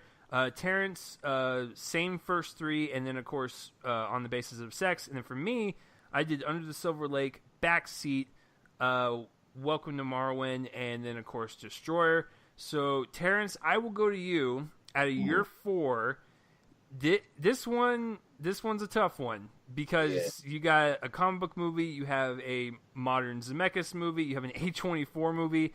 I mean, which way are you swinging? Can I just cop out and take all of them at the same time? No, you cannot. That is not the rules of the game, sir. Okay. Oh my goodness. This one is like probably like the toughest months. I had to choose that. If I had to pick my top one I'm looking forward to, but it's like, I'm debating between Under the Silver Lake, Spider-Man to the Spider-Verse, and Welcome to. That's pretty much all the movies I picked. Wow. I just realized that. I'm debating between 3/4 of my choices. Yeah, right. It's like, thinking about it didn't sound too crazy, but then saying that out loud, like, dad, going. Ooh, man, this is tough. Honestly, okay. I'm gonna take out Under the Silver Lake because I'm not sure if it's actually gonna come out that month. So of course my fingers on that. But so it's between Spider-Man or Welcome to Marvin. I don't know. Coin flip. I'd probably go. Wow. I'll probably go Spider-Man to the Spider-Verse. I love Welcome to Marvin, but the Spider-Man to Spider-Verse really looks really, really good. But Welcome to Marvin also looks good too. But gun to head, Spider-Man to the Spider-Verse. Oh, interesting. Okay, so Joel, like, where are you going with this? Man, it's so funny because I'm going with the one that I didn't choose initially, and I'm going to say Welcome to Morrowind. I cannot believe that I did that at first. It's so funny because I didn't realize how excited I was. Yeah, I'm going to go with Welcome to Morrowind. I think it looks like the most unique of the four conceptually. So yeah, Welcome to Morrowind, my choice. I'm actually going to agree with you. I think December will be Zemeckis' month. Ironically, knowing that there's so many blockbusters that are going to topple him, I think that he's going to stand out as the victor. So that's awesome. So I mean, I guess to run down the list of the entire fall movie preview to highlight the top 4 films that Joel, Terence, and myself are looking forward to. For Joel, we have The Old Man and the Gun, A Star is Born, Boy Erased, and Welcome to Marwin. That's a hell of a list, sir. For Terence, same with him, Old Man and the Gun, Beautiful Boy, Boy Erased, and Spider-Man Into the Spider-Verse. Once again, solid list. And for myself, I'm going with The Old Man and the Gun, Suspiria, If Beale Street Could Talk, and Welcome to Marwin. Couldn't be any more different, all 4 of those choices. So, guys, I got to tell you, this Oscar season, I mean, just knowing our top 4 picks, it's going to be a hell of a ride, and I cannot wait to watch all these movies. I mean, Terrence, any last words on kind of just the overall fall season? This is going to be something else, honestly. Like, I feel that we're going to get a lot of gems coming this last couple of months, even some surprising ones. Even the ones we probably didn't even pick. That's off our radar. That's going to surprise us. Like, wow, I didn't know that was going to be great. I got to say, we're in for a great ride this last 4 months, though, honestly. I mean, Joel, what about you? Yeah, there's a surprising lack of movies that I'm really dreading. Even some of the ones that come out in December that are just wide are more whatever to me than outright like I'm not excited for them. So the real big, potential stinkers are The Grinch and Venom. And Bumblebee might be kind of painful too. I don't know, Robin Hood as well. So there's a couple in there, but and Goosebumps too as well, obviously. But yeah, it looks like a really, really promising fall, and I can't wait. I'm very excited. Yeah, I mean, there's really nothing more to say. You saw our list, but I don't care what these guys have to say or what even I have to say because I hate hearing the sound of my own voice. But I want to know what you guys have to say about the fall movie season. What are some of your favorites? Please let us know down below. And I guess to wrap this up, Terrence, we want to thank you for coming on, sir. And of course, you'll always be on the Oscar shows with us. And then, whatever podcast you want to be on. I don't just ask my friends to be on anything because I'm not going to just ask Terrence, yo, Terrence, is your weekend free so you can talk about Venom with us? They're going to say no. So that's why you know what? Hold on. I may want to do it just for the fun of it to see how bad it is. Yeah, just to bash it. So that's why I don't really extend invites out that much, just because I don't want to waste people's times, because I respect my friends' times. But I'm glad that Terrence came out and helped us out with this. So, Terrence, hopefully you can, obviously come back for more epic ones like this, and we'll always have you on for the Oscars. But where can the lovely people find you online? They can find me on Twitter at Mr. TPJ. And thanks for having me. I really enjoyed this. It's really fun talking about movies with fellow like-minded film fans. I really enjoyed it. Thanks for having me. Oh, yeah, no problem. Terrence is always one of the best ones. So, Joel, what about yourself? Where can the lovely people find you online? You can follow me on Twitter at RealJoelCopling. That's ReelJoelCopling. You can follow me on Letterboxd at JCopling. I write reviews for DallasMovieScreenings.com occasionally, and in fact, I should be having one here in a couple weeks. And then you can also find a majority of my reviews at joelonfilm.com. So, that's where you can find me. Yeah, if you guys want to follow me on Twitter, it's at RealChasely. Subscribe to my YouTube channel so you can get, other extra reviews. I had my Juliet Naked review drop today, or I guess this week, since this episode's being released later.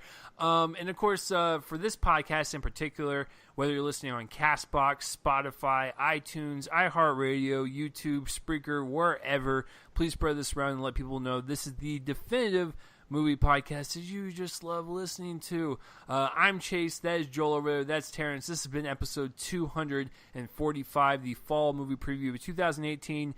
Next week, it will just be by myself. Joel has decided to quit and move to a cave in Australia, so we will never hear from him again, and it will just be me reviewing The Nun. I might have an extra review of Searching. We'll see if I can see it in time, but it will definitely be The Nun. So, happy Labor Day weekend. Please stay safe out there, and please return back to the best movie podcast ever. You guys are awesome. And I guess that will do it for Real Me and Cole Movie Podcast. I'm Chase, Joel, Terrence. Gentlemen, say goodbye, and I'll go ahead and play the outro. Bye.